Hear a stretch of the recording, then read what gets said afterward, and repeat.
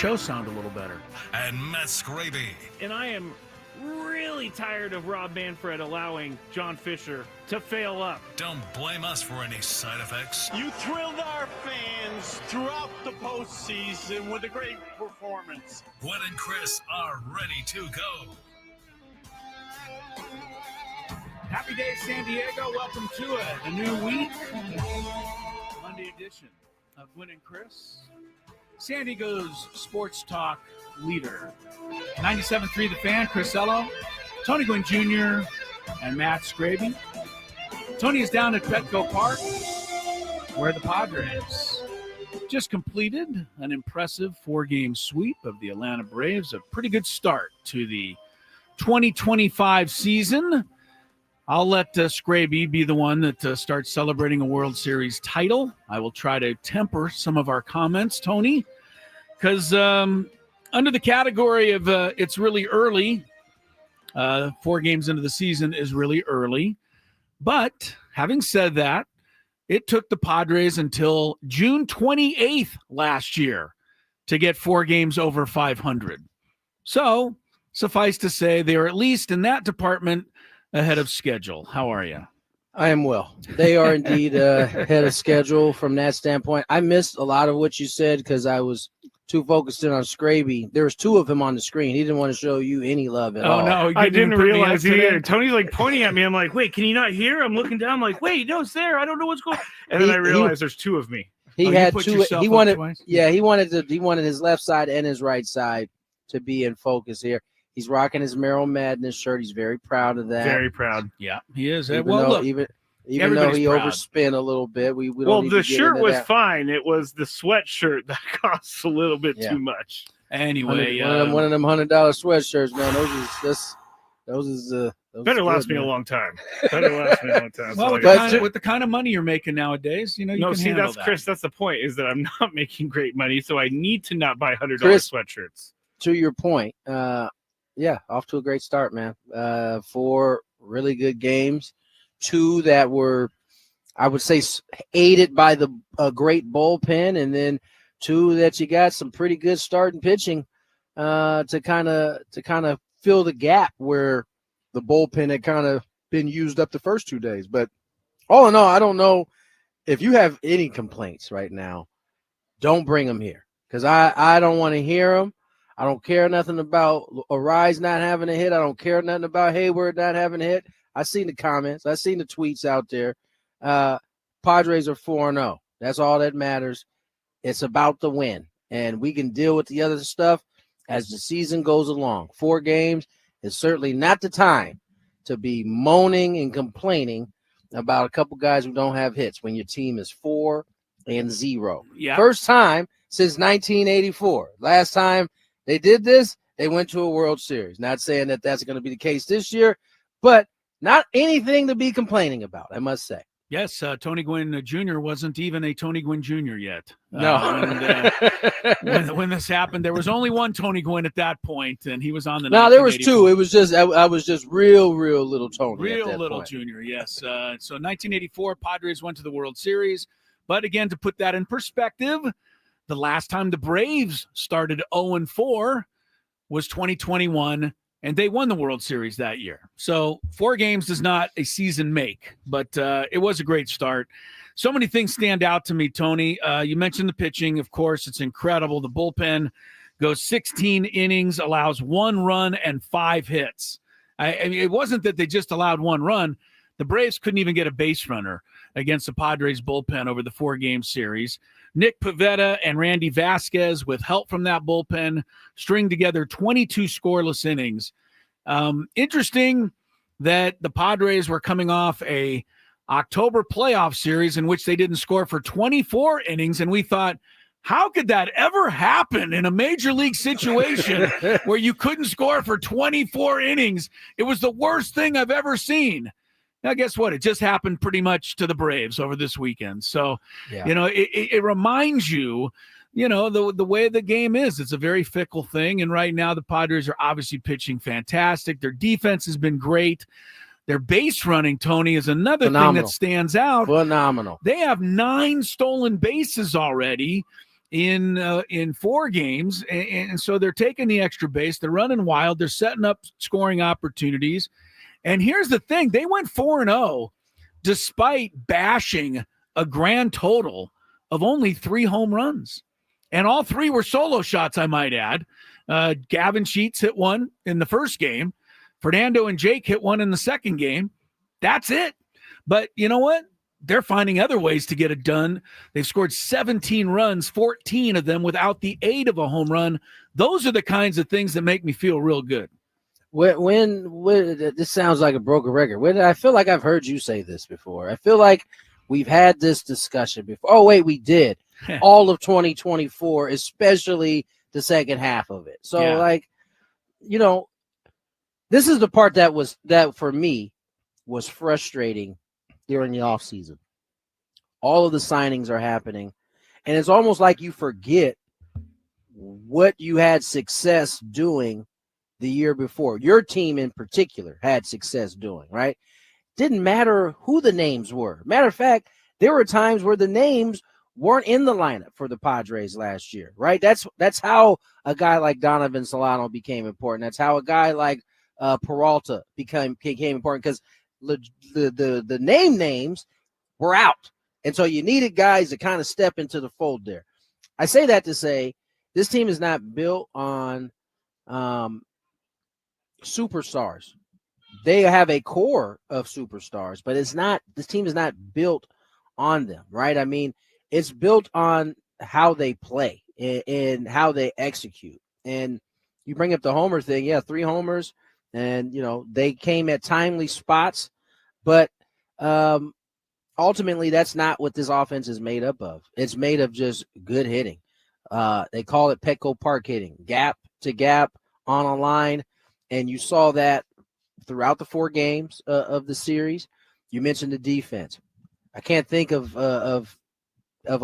I mean, listen, we can bring up the what was it? The 3-5-4 double play that ended an inning. We could talk about the great base running. They are doing, at least through the first 4 games, they did everything that helps you win ball games. And there was mostly little things that they did that helped them win those ball games. Well, when you're winning games by scores of 4-3 and 1-0, and coming from behind to win on opening day, you're doing little things. This is how you win. It is true, Tony. We've talked about it way too many times. We look at the big home runs. We look at the bludgeoning done by the Yankees this weekend. That is not likely to continue. You're not going to hit an average of 5 home runs a game, even if you are the Yankees. In order to have a success, and even if you're the Dodgers don't win that way either. Some nights they do. But you've got to do the little things well. You've got to play the game of baseball right. So far, so good for the Padres. And you're right. That's been their secret sauce last year, and hopefully it'll continue to be this year, that they do the things on the margins. In fact, I heard Aaron Boone even mention that word the other day. You got to do things on the margins. That's what wins in the big leagues. It makes the difference because all these guys can play the game really well. Don't get me wrong. You got to have talent. I'm not sitting there saying that the Padres don't have talent. They are immensely talented. However, they've been talented since 2020. And the difference is now they are doing the little things. They are winning on the margins. And that stacks up over time. Like, you keep doing that, and that becomes, and we talked a lot about it during spring training, the habits that you're trying to create. It doesn't always look the way you see it in the regular. No, matter of fact, it never looks the way it looks during the regular season in spring training. It's harder to see what it is that you're trying to accomplish in spring, right? Because we are conditioned to watch games to see who wins, right? And in spring training, it doesn't really matter who wins. Matter of fact, it doesn't mean anything who wins. Half of the time, by the end of the game, it's 9 guys on the field that aren't in the big leagues you haven't heard of yet. And so it becomes difficult to kind of piece together what it is you're seeing. But for those of us who were there on an everyday basis, those who got to go out and see the team play a few times, you can see it. And what we saw in the first 4 games was that execution being put on display. Not from a hitting standpoint, from a defensive standpoint, from a base running standpoint, from a pitching standpoint. I thought that was as good of a opening series as you can have. Now all that gets put behind you. You got a new team coming in. You got a new game today. That's the beauty about baseball. It's the beauty and I guess the bad part about baseball is you can't really hang on to your victories too long because there's another one coming. You certainly can't dwell on your losses too long because another one's coming. So here we are, Guardians in town. They may very well be without their best guy, Jose Ramirez, depending on how this wrist thing is healing up or feeling for him. But nonetheless, there's another game coming. And Kyle Hart's turn now. It was Randy Vasquez, anything you can do, I can do better. All right. Pavetta said, all right, I one up you. I'll go an extra inning for you. Well, now, Kyle Hart, your turn. Kyle, we need 8 shutties tonight. That's all in your debut. 8 shutties, baby. In your debut. Yeah, so many things to talk about. We'll get into all of them, but you're 100% right, Tony. Let's not forget, no team has ever gone to the playoffs on a 4-victory season. You're going to need a few more. So, but this is a great way to start. And I wanted to put one last thing in perspective before we run away with ourselves. And I put Scraby on the mic, and he starts celebrating the World Series.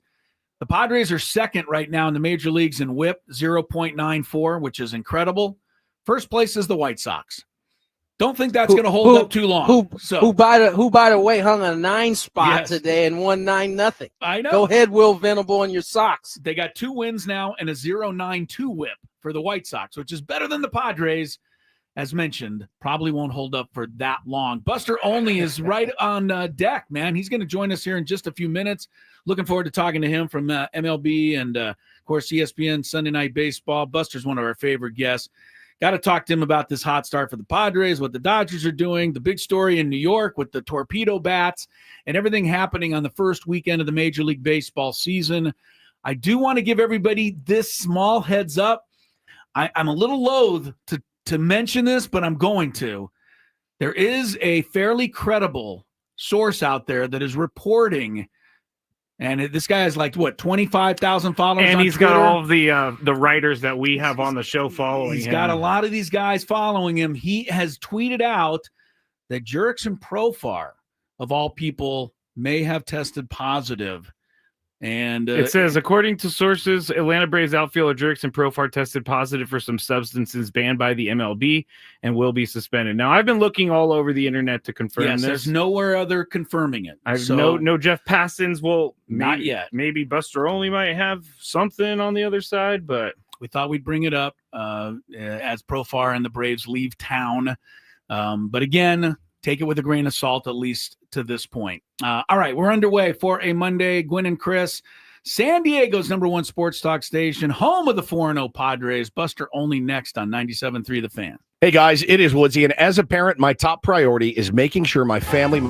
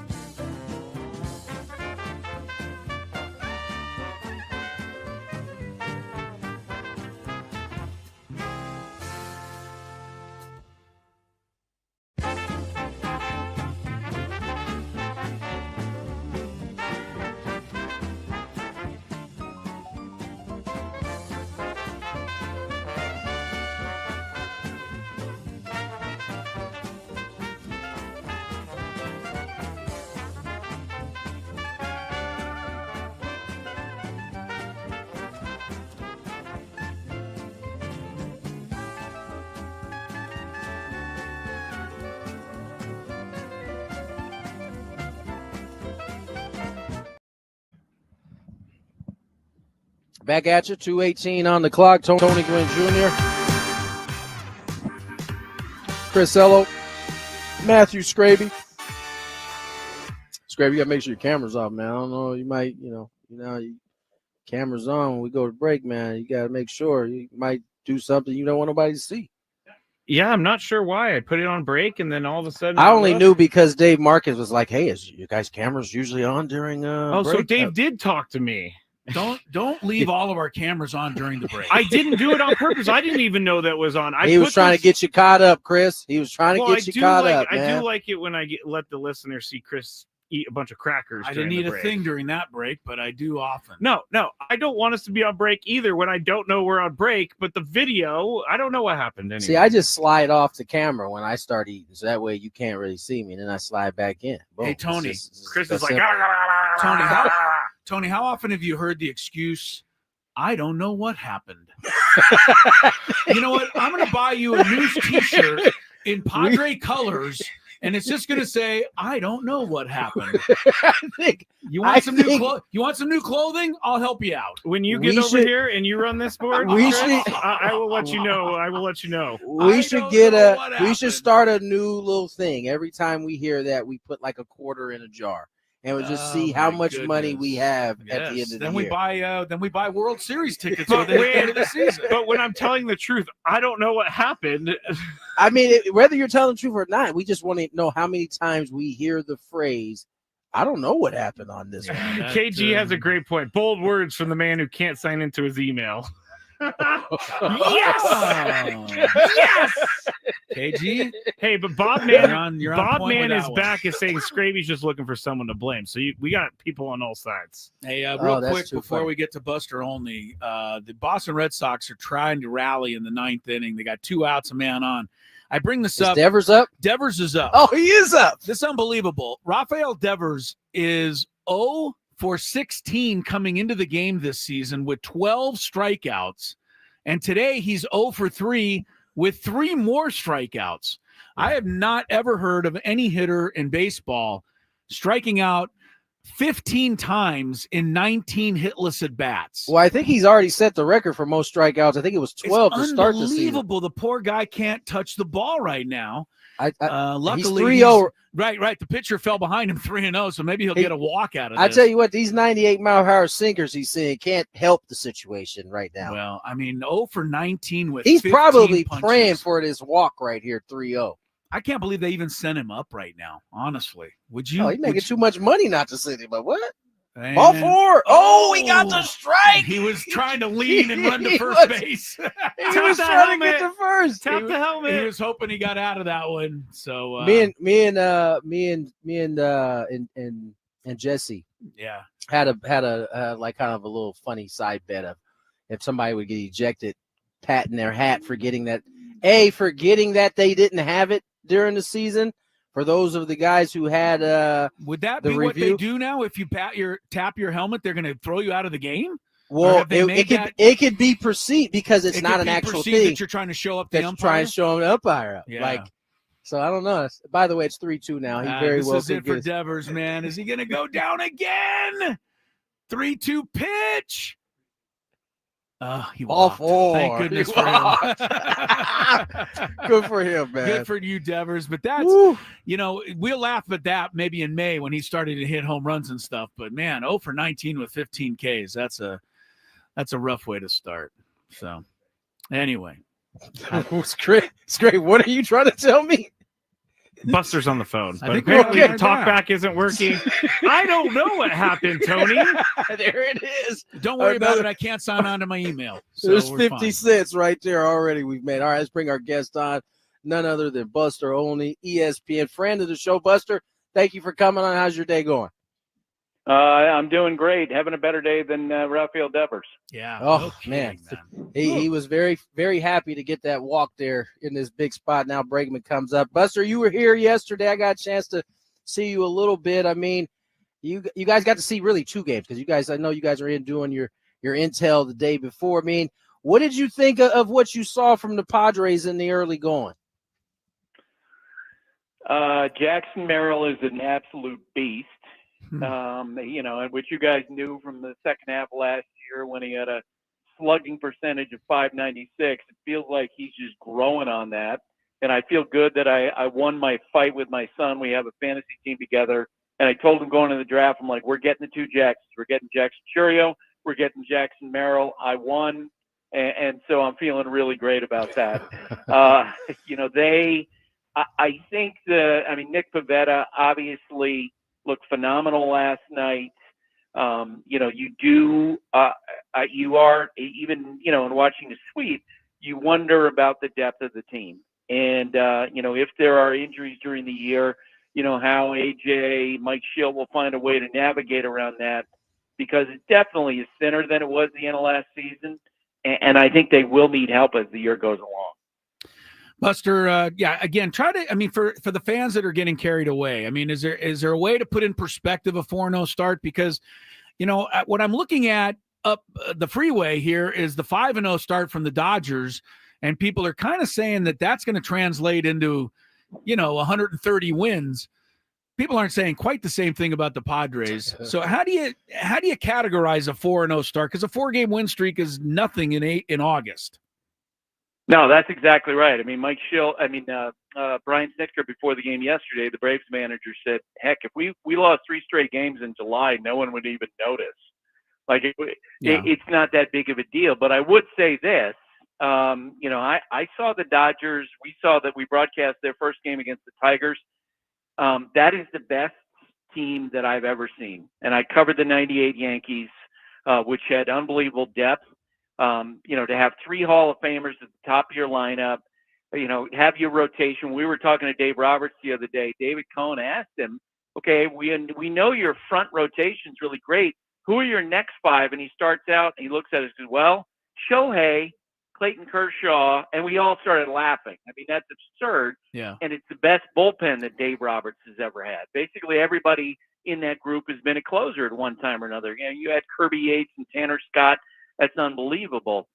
But I would say this, the big question that hovers over baseball all year is, can anybody beat the Dodgers? Padres showed last October they can. And I asked Mike Schilt that in our meeting with him yesterday. I said, the Dodgers at the end of the year, they won the World Series, and they were incredibly complimentary about the Padres, basically saying they were the toughest team they faced on the road to winning the World Series. And I think that's, potentially the case again. It's pretty clear the Padres are not afraid of the Dodgers. And it actually, that dynamic reminds me of, back in the aughts when you had the Yankees and the Red Sox. Yeah. And, Mariano Rivera was the greatest closer we've ever seen. The Red Sox were not afraid of him. They saw him a lot. They were accustomed to it. They believed that they would find a way to get him, and they did in a big moment in 2004. And so I think that dynamic will really play well for the Padres this year if they get into a similar situation. Buster, you're 100% right. I think that's exactly how this team feels. They're in a division. They see them, so they're not as phased by everything the Dodgers have as some teams might be. I got to ask you a little bit about Toddy. He's gotten off to a great start. I told you before this season, I think that he was the guy that had the highest ceiling. He could do the most moving forward. Him moving to the leadoff spot seems to make them a little bit more dynamic at the top of the lineup with Toddy there, huh? Completely agree with you. And, we asked Schilt about that, and he mentioned the conversations with the players. And let's face it, when you and the Phillies are doing the same thing, by the way, they're having more games where they want to lead off Trey Turner ahead of Kyle Schwarber, because as great as Kyle Schwarber is on getting on base, or Luis Ariz is at getting on base, having that guy who can, gets on base and just wreaks havoc on the bases, that is an absolute weapon. And I agree with you about, the Padres made it all the way, to that Game 5 against the Dodgers last year, despite the fact that Tatis, wasn't as consistent as we've seen him. And he didn't fully realize that potential. And that's the part I think about this team that opened my eyes through the 4 games, was that when you look at Nick Pivetta and his performance last night and this mechanical shift of going from one side of the rubber to the other, you're like, man, he's always had a great arm. And people with other teams, when they signed him, they were like, man, that is a great deal for that team. But you look at Jackson Merrill, you look at Fernando Tatis Jr., and you're like, there's growth in different parts of this team that maybe we didn't really think about and anticipate coming into this year. You know, I was much more focused on the depth on the team. But when you have guys who are already on your team and they have a chance to get much better than last year, that says a lot. Buster Olney is with us. He's awesome, and we love having him on, especially to kind of kick off the season. Padres and Guardians tonight. Let me just, let you talk a little bit more about Jackson Merrill from this perspective. I saw what happened to Corbin Carroll last year. We've seen this happen in the past. Guys that had amazing, unbelievable rookie seasons, and then nothing went their way the next year. We kind of feel like Jackson Merrill is different. It's not going to happen to him. What do you think about that, Buster? I mean, is there something you kind of recognize from this kid that hopefully will keep him away from the sophomore slump? Pure confidence. Absolutely pure confidence. Look, I had this great conversation with Manny yesterday about the difference between pure confidence and guys who can be insecure. And by the way, the insecurity is not a bad that, and I really don't mean that as a character flaw. It's just some people are built differently mentally. Anthony, I thought your dad had that. Derek Jeter had it. And I said to Manny, I said, it's funny. Alex Rodriguez is one of the greatest players to ever play the game. He didn't have that. And Manny knows Alex, and he was like nodding like, yep, you're right. Some guys have that, and some guys don't. And Jackson Merrill, in my read on him, I've probably been around him 15, 20 days, he absolutely has that. Like, he knows he's going to kick your ass in his heart. That's the way Derek was. That's the way Mariano Rivera was. That's the way that Tony was. That is a rare quality when you combine that with the ability. I mean, he just knows he's getting in the box and he's going to do some damage. That is a great weapon. Even, they go through – every hitter's going to go through tough stretches, but he knows his next at-bat, he's going to wreck it. Buster, last one for me before we let you get out of here. Yankees go off this weekend. The talk of baseball is the Torpedo bat. Now, you're hearing different things from different people. Obviously, I assume Major League Baseball knew about these bats, so I assume that they are within the regulations. How do you think the rest of the league, in terms of the players, are viewing this? It's definitely copycat league. The Braves players saw what happened on Saturday, but they ordered bats before Sunday's game. Drake Baldwin, their catcher, told me that he used one of these in the Arizona Fall League last year. This is not necessarily a new thing. Right. Giancarlo Stanton used it last year, but for years, hitters would pick up each other's bats. Anthony, you can speak to this better than I can. And they would be like, man, I love the feel of that. Well, we finally are in an era where the hitters are getting the same sort of information that pitchers are getting, where they're getting specific data, where they're, being told, and this is what, talking with the Yankee sources, the last few years, they've gone to hitters like Anthony Volpe and said, look, this is where you typically make contact. Maybe this type of bat could work for you if you have it strengthened closer to the handle than where you typically see it. And so Volpe bought in, and Jazz Chisholm bought in.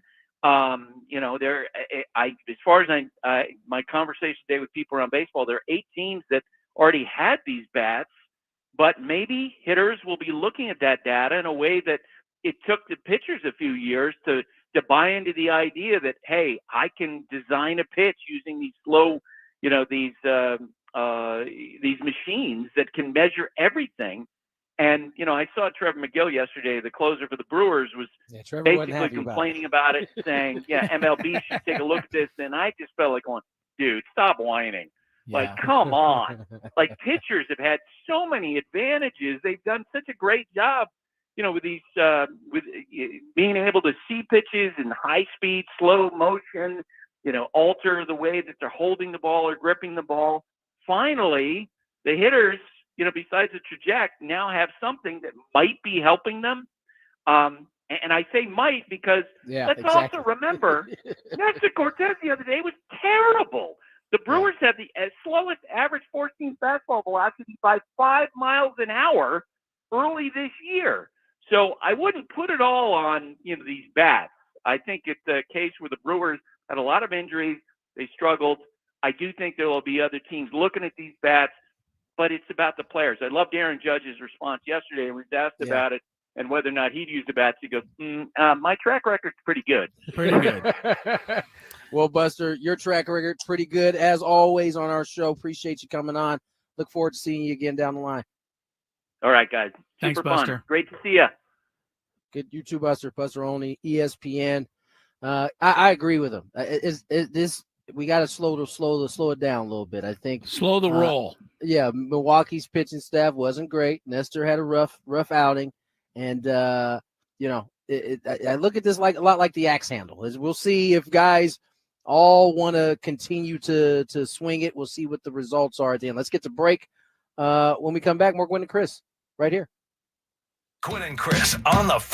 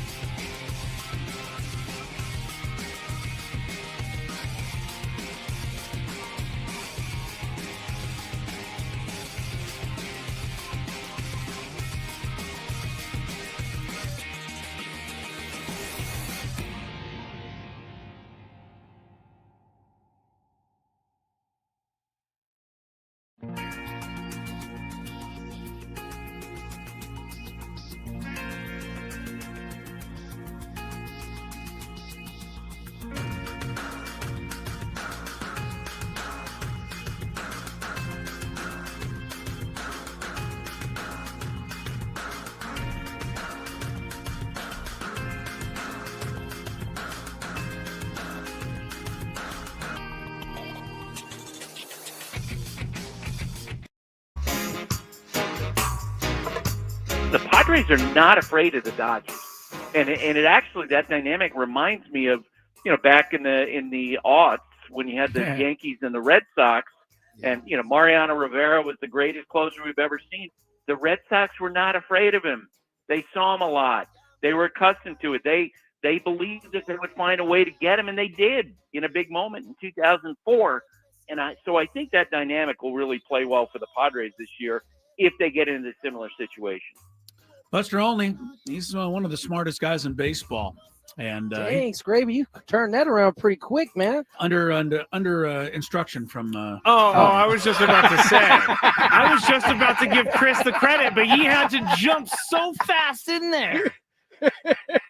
I just like what he had to say on that one, man. It made me feel good about the Padres. That he's right. I mean, Dodgers are the Dodgers. They're going to be doing Dodger things all year long, but I don't think the Padres will back down. They certainly haven't yet. Right. You guys know what I'm reminded of with this Padre team and Mike Shield in particular, how much I enjoy the fact that I can just copy and paste lineups from one day to the next. I don't have to rewrite it. It's the same guys pretty much nightly, maybe with one change here and there, a flip-flop if there's a lefty or righty here and there. But the names for the most part are the same today as they were yesterday. Well, he puts guys in not only positions to succeed, but he puts guys in position. He tells the guys what positions they're going to be in, and then he lives up to it. Yeah. Right. I think every manager tells a player, all right, this is how we want to use you. This is what we're going to do. Da-da-da. But then they just do whatever they do. Right. At least the Padres, for sometimes the most part, the situation changes. Yes, that. right. I'm going to change what I'm doing. But no, Padres, Schilt backs up what he has to say. You're right, Tony. Tatis, Arise, Machado, Merrill, Cronenworth, Bogart, Sheets, Hayward, Diaz tonight against Luis Ortiz, right-hander, who the Padres saw a couple of times last year when he was with the Pirates. So they're familiar with this guy. Kyle Hart, excited for him. I mean, we had him on the show Friday, our Friday interview. If you missed it, you should go back and listen to it. It's hard not to be excied for a guy like that. Man. Yes. If you're not already rooting for Kyle Hart, go back and listen to that interview on Friday's show. You'll be rooting for him even more. He's a good guy, and this is a big opportunity for him. I mean, he's been bouncing around the minor leagues mostly for 9 years. And then last year he had to go all the way to Korea to find his game. And boy, did he find it. He was the best pitcher in the entire Korean league. So he's excited, and hopefully the Padres can keep it going tonight. Rafael Devers did strike out 3 times today. We talked about it a little bit. Somebody said in a stat, Tony, Rafael Devers this year in 19 at-bats has struck out 15 times. In 1995, one Tony Gwynn Sr. came to bat 535 times, also struck out 15. That's crazy.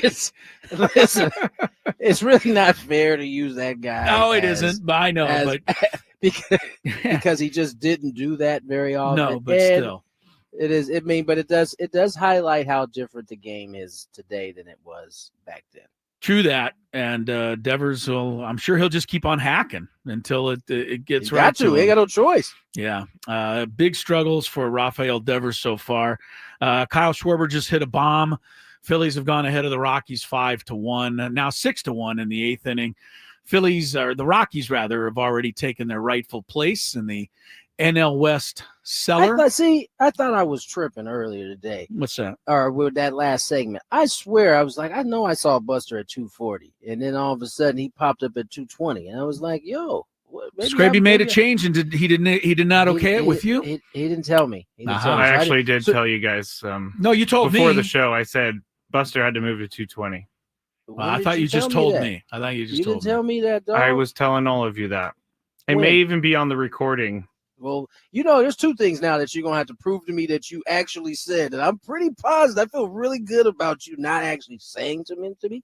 So that's why when you were in my ear, I kept going, what are you talking about, bro? Like, He did say that. What could you be telling me secretly right now?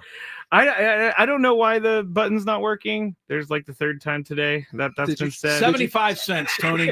We're on our way to World Series tickets. I'm gonna talk to Tony down the line, see if he can hear me. All right. Yes, I hear you now. See, I think what happens is you take your finger off that button too quick. Nah.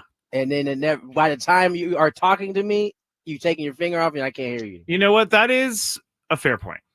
That is a fair point. Now, at some point in this segment, we're gonna have to talk about Jerks and Profar because the fans are losing their minds. Let's just knock it out now. Yeah, it's starting to buzz around pretty good here. It's still the same guy reporting it. Mike Rodriguez is his name. He's a baseball insider. He says that Profar has tested positive for some substances. He's going to be banned or will be suspended. There's nothing further to that. Wait, so they're not saying what substance, No. and they're not saying how long yet. Not yet. They're just saying positive for some substances, banned by the MLB, and will be suspended. Everybody's kind of running with it now, but they're all reporting the same thing that this guy, Mike Rodriguez, is reporting. There's nobody with anything further as we know of yet. Yeah, and there's it's fake post-season, so someone has a Jerks and Profar statement that's clearly not the statement that was supposed to be accompanying this. But I think some Padres fans are spinning a little bit because of this and thinking that possibly other Padres could be involved. And I think that is going way too far into this right now. We got to stay right here. You guys are some suckers sometimes, man. What are we talking about? So because Jerkson tested positive and he hangs out with different Padres, that's supposed to mean that they all or that's going to be the case for them? It's not a. I don't think it's a legitimate thought. I think it's a legitimate worry in Padres fans. Why is that a worry? Why is that legitimate? That is not a legitimate worry at all. I think we've already dealt with something here in the last couple of years with substance abuse issues. Not issues, but substance abuse. Or not substance abuse, sorry. You know what I'm saying. Steroid abuse. Can I step steroid abuse? I don't even know what I'm saying at this point. I said substance abuse because I deal with it every day. That's why it's ingrained in my head.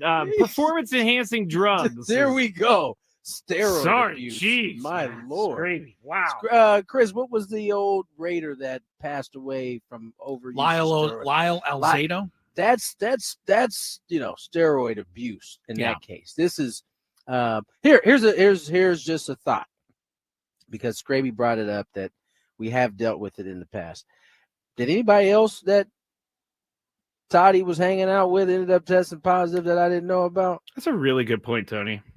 I'm just saying, like, just because you and I hang out, Scrape, doesn't mean that you're going to go drink some alcohol now because I'm drinking alcohol. You know, this is, it's kind of a silly thought that, you know, because Jarek's, and by the way, we don't even know what it is that he actually tested positive for at this point. Right. Dodgers fans are already taking it and running with it like crazy. Why? It literally has nothing to do with the Padres. It doesn't. Jerickson does not play for the Padres. Yes, but every Dodger fan out there now is saying that Profar obviously cheated last year. That's why he did what he did. And, this is, et cetera, et cetera. Or some people are now playing this out to say, well, maybe the Padres knew something. And look, people's minds are running away with them, of course, right now. And this is why I was a little, didn't want to really bring this up until we know more. But it was, Jerickson's name is something that's, pretty recognizable and beloved around here. So let's wait for this to, run its course, see what happens. Maybe it's nothing, maybe it's something. And then, but Tony's right. It has nothing to do with the Padres at all at this point. He's not a Padre. No. The Braves did make some moves too. They made they traded for Stuart Fairchild, which is an outfielder, and they did another move. So I'm not going to speculate. Stuart Fairchild from the Reds? Yeah, they traded today. So Stuart, looks like there's a couple moves being made, but we are going to wait. Listen, all the tea leaves are reading as if there's going to be a suspension, right? Yes. I personally, from my standpoint, obviously we know these things happen. And I think in terms of what we know of Jerickson, it doesn't make me change my mind in terms of the person he was. He clearly has allegedly made some type of bad mistake here, and he's going to have to deal with the consequences of it. Part of that consequence is that there are going to be a segment of fans that think what he did last year was based on that, even though he I was in that locker room, took at least, dozens of tests over the course of last season where he tested negative. So that is part of the consequence. Toddy had to deal with it on his own, right? Everything that he had done prior to went into question. And that's, whether you think that's fair or not, it is part of the consequence of testing positive for something that's considered performance enhancing. That is just what it is. There's nothing Chris, myself, Scraby could ever say to change that. That is part of the consequence. But in terms of the Padres, it doesn't have anything to do with them. I mean, I'm sure those guys are going to be asked about it, and they're going to have to answer it how they see fit, considering that I would say most of those guys love Jerickson down there. So that's a friend to them. They're not, it's not going to be one of these situations where they're looking to try to bash him, from whatever comes of this information. But it is, LA fans are going to use it and say what it is. They actually need something to use at this point because their soccer team got beat up yesterday. So, and I didn't mean that, no pun intended on the beat up part of that conversation. But that's just how these things go, man. I mean, I hate that this is happening. If it turns out to be true for Jerickson, but you are responsible, whether it's intended or unintended, for what you put in your body. We know that from this era of testing that we're in. Like, there ain't no I accidentally or this was it, unless you have a contaminant that you can prove that was in there. Otherwise, it's becomes your responsibility, and that's kind of all. That's what we all have to take responsible. Those of us who've been under that guideline before, that is the rules. Yeah, I'm not going to celebrate this in any way, shape, or form. No, you shouldn't. I mean, absolutely not. First of all, we don't know all the details yet. And we don't even know if maybe the guy is his information is correct. Maybe he's not. I brought it up on the chat. John Morosi made a mistake, and he's a great reporter. So there you go. He had Shohei Ohtani going to the Blue Jays. It does happen. So let's see what happens finally. Secondly, if any of it's true in the whole thing, Jerickson Profar is one of my all-time favorite guys. And he got a standing ovation from 45,000 people here in San Diego the other day who absolutely love this guy. So if he made a mistake, I'm not going to be celebrating this. This bums me out, to be honest with you. For real. I really hope it's not true. Or if it is true, I hope it's something very minor that can be explained. And, he can sit it out, whatever that suspension might be. But I didn't want this to happen to somebody like Jerickson, man. This is a guy, for 10 years was waiting for that magic season, and he had it last year, and we got to share it with him. I don't want this to go down right now. And by all accounts, wanted to come back. By all accounts, wanted to come back. Now, listen, I'm sure there's a segment of Padres fans probably feel like, whew, he dodged a bullet on that if this turns out to be true. But yeah, this is a dude that loved his time here. And he loved it before last year ever happened. So, it's as Chris said, I'm certainly hoping that there's some explanation or something that we can kind of lean into and be like, oh, okay, well, we can look past this one. I mean, and quite frankly, after a certain amount of time, I don't know that we'll look past it, but we'll be forgiving as we have been for other guys moving forward. We'll follow it, obviously, as the day goes along. I mean, as soon as we hear anything else, we'll let you know. But there's nothing beyond this one report. And like I said, a lot of people are reporting that he's reporting it. Beyond that, there isn't a whole much, lot to say. So Padres, Braves, by the way, I don't believe are playing tonight. I don't think they're scheduled. So no, they're not. So probably not going to hear from anybody with the Braves anytime soon, as they're not on the schedule tonight. Padres and Guardians tonight, game 1 of a 3-game series. And just in case you're wondering, Tony, it is Jackson Merrill bobblehead night tonight. Here it is right here. It's a great one. Could you put that a little closer to the camera for us so we can see it? There it is. Can we get the facial look? Boom. All right. Love it. Yeah, it's nice. I'm going to the game tonight because Did you just break his bat? It came out of his hand, Scraby. I heard it bouncing all yes, over it the did. counter. The bat did fall out of his hand. I'm coming to the game tonight originally because I wanted to get a Jackson Merrill bobblehead, but now I have one. So now I'm still going to come to the game because I haven't been this season. No, I got official news, guys. It is official on Profar or Jeff more. Jeff Passan's going with it now. Atlanta Braves outfielder Jurickson Profar is being suspended for 80 games for violating MLB's PED policy, sources confirm. 80 games. 80 games. Whew. That hurts. Yeah, that does. It doesn't make me feel better. I'm not happy to hear it. Now, is this like for this year that he tested, or is it last year that he tested? No, bro. Okay, I'm just making sure. Just making sure. It's this year. It's this year. And you know, if the suspension is being announced, that there was already an appeals process. So everything's already been done. There's no more recourse for him. I think so. There may be an appeals process now, but if I recall correctly, those happened before there's kind of an announcement. But we'll see. Either way, he is going to come back this season. I mean, this is at the very beginning of the season. This is about half of the season at 80 games. So shortly after the break, he'll return. Seems a long way away now, doesn't it? 80 games. It does. All right. There we go. Profar, 80 games. Let your mind run away with you. In the meantime, the Padres and the Guards coming up. Our daily Gambit is coming up. Buster Olney was already been on. It's been a lively first hour of Gwynn and Chris.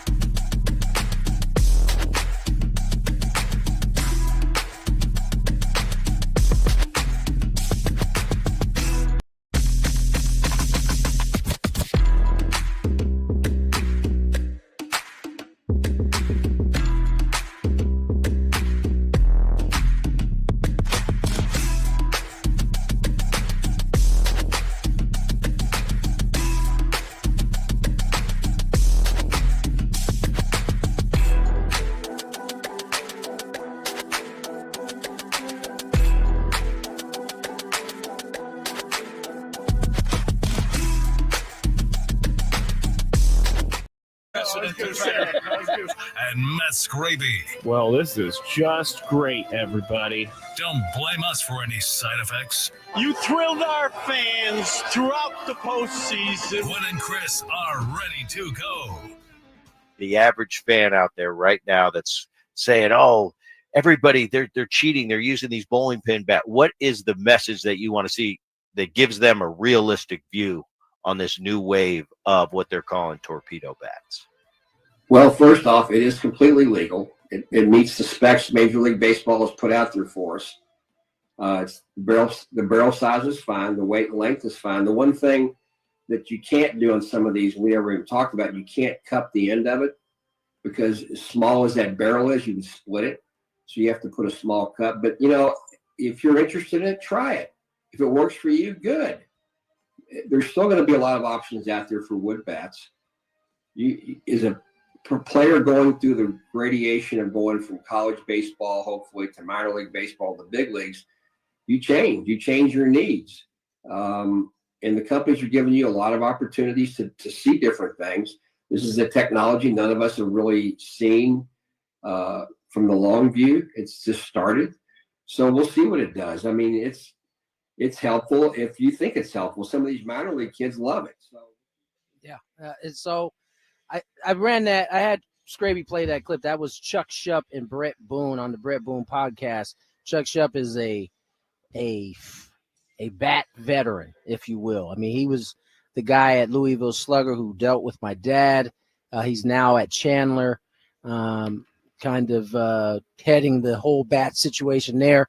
And I trust him. I mean, I think it's important to know that nothing is being no funny business is happening, right? These barrels aren't like softball barrels, because I think that's kind of the observation from a lot of people. Oh, they're using softball bats now. No, they're not. No, wait a minute. Major League Baseball isn't just letting the Yankees flat out cheat. People are crazy out there, aren't they? They are not letting them just. Yeah, I mean, they don't. The Yankees are not using the bat that Bam Bam used on the Flintstones. Remember that thing? You never know. Yes, you do, Scraby. Stop feeding that nonsense. Yeah. Yeah. So that's where we are on the bat situation. If you're just tuning in now to Gwynn and Chris, 3:03 on the clock. Tony Gwynn Jr., Chris Ello, Matt Scraby.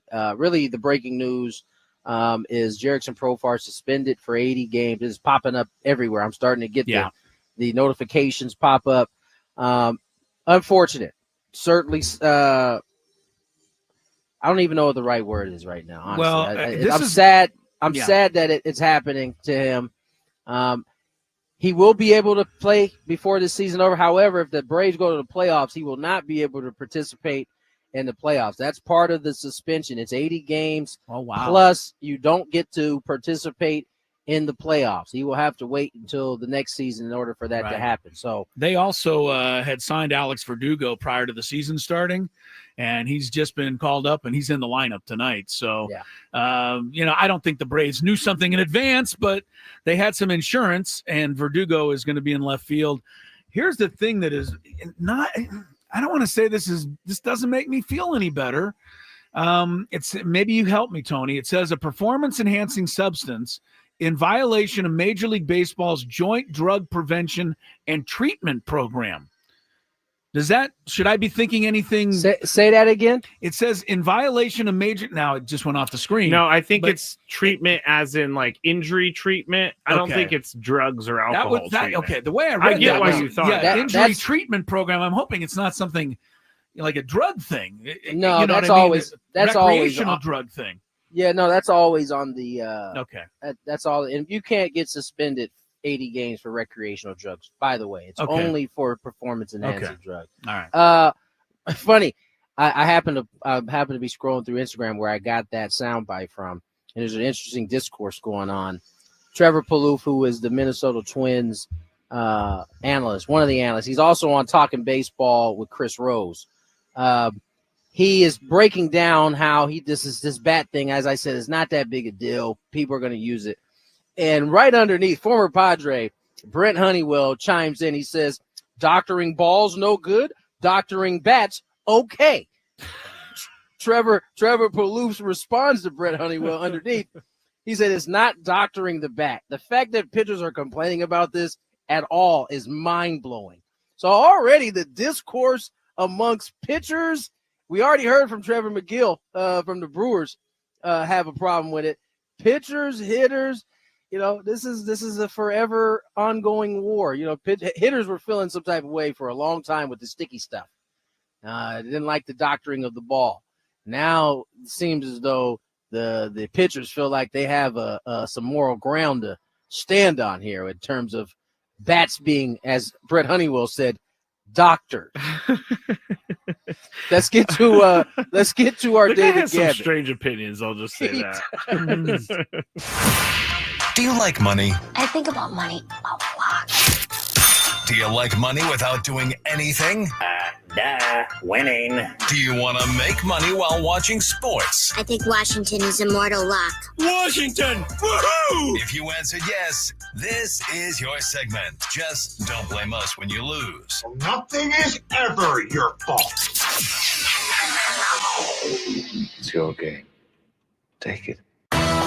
Gwynn and Chris go through the top bets of the day in the Daily Gambit on 97.3 The Fan. Daily Gambit is our daily sports betting segment here on Gwynn and Chris. Please, everybody, gamble responsibly.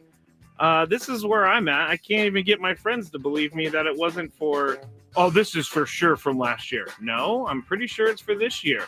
I'm sorry, but I don't believe you. I got to read this myself. I said, okay, go ahead and do it.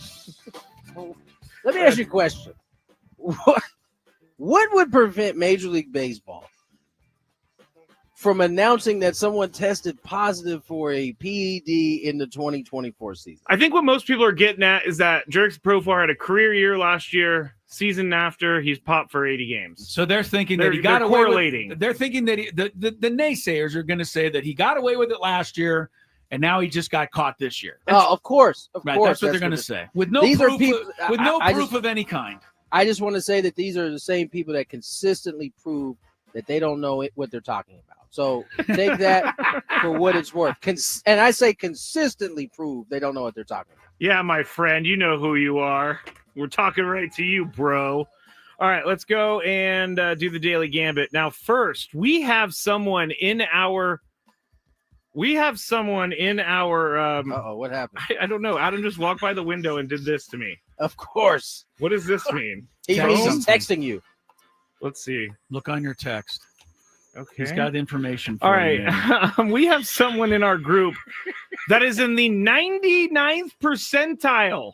99th percentile of all ESPN brackets. They're ranked right now 264,790th, which is by far and away the top in our bracket. I'm 27th. Tony tied for 31st. Chris tied for 43rd. But I am very impressed with this player that we have. I'm not impressed with anybody that picked all 4 number 1 seeds, and it happened. If you pick all 4 number 1 seeds, that tells me something about you as a person. So Jay Billis, you're going to talk to Jay Billis? I'm a little jealous because I honestly couldn't do it. Even if I felt all 4 number 1 seeds would make it, I couldn't do it. But that's what happened. All right. Well, we all stink at this thing. So we'll update it next week.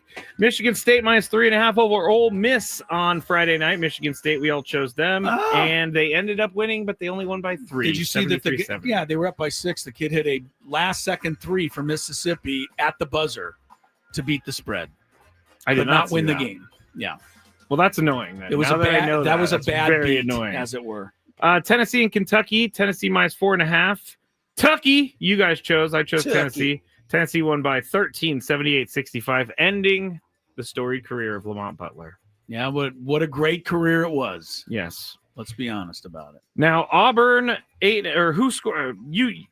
I don't know how to, I didn't write down who what won this by bet more. was. Auburn who won or by Houston? More? Auburn or Florida. That's it. But why do we have an Auburn and a Houston bet? No, it was Auburn, Houston. It wasn't Auburn, Florida. We have a Florida and okay, we're gonna skip these and come back Just to these skip later. it. Yeah, it doesn't matter. I didn't write down the rules. Somebody so didn't write it down right. I don't know what's happening, guys. Shocking. LSU women minus We've 3.5. already made $1 today off of that. Over NC State.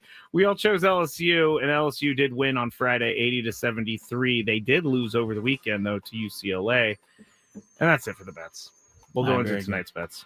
All right, here we go for tonight. Women's Elite Eight. There's only 2 spots left in the Final Four for the women.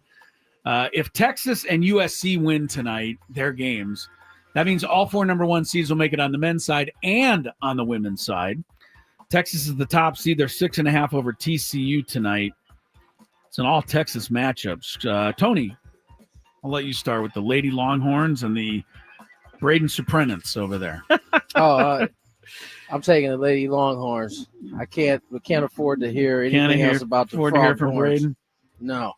Scraby, are you similar there? Can you repeat the bet, please? 6.5, Texas over TCU. I'm going Lady Longhorns. Longhorns. I'll take Braden's team. Why not? UConn 14.5 over USC.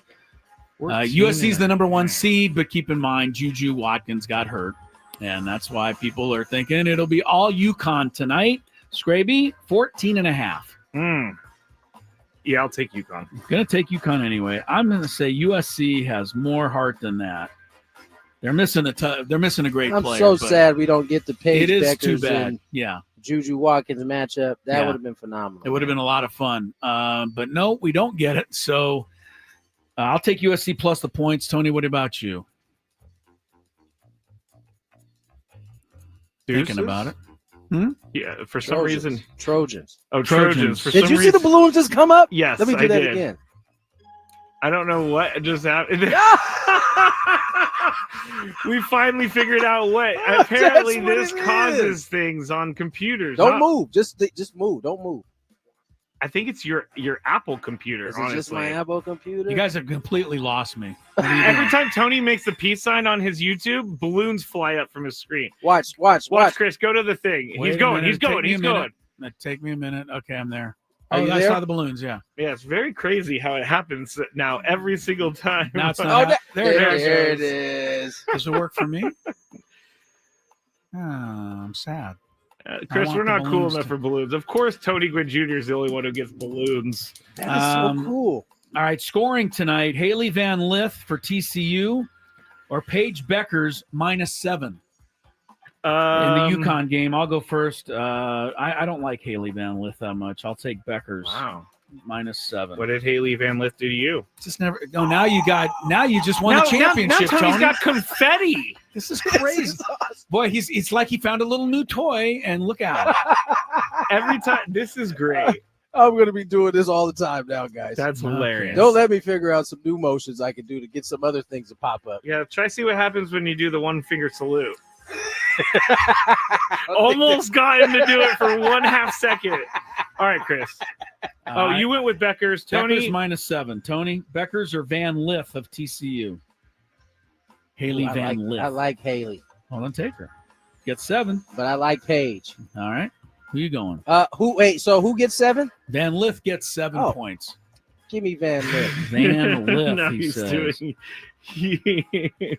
Scraby, pay attention to the show a little bit, will you, please? It's really fun actually watching Tony get balloons and confetti every 5 I know seconds. you're having a ball.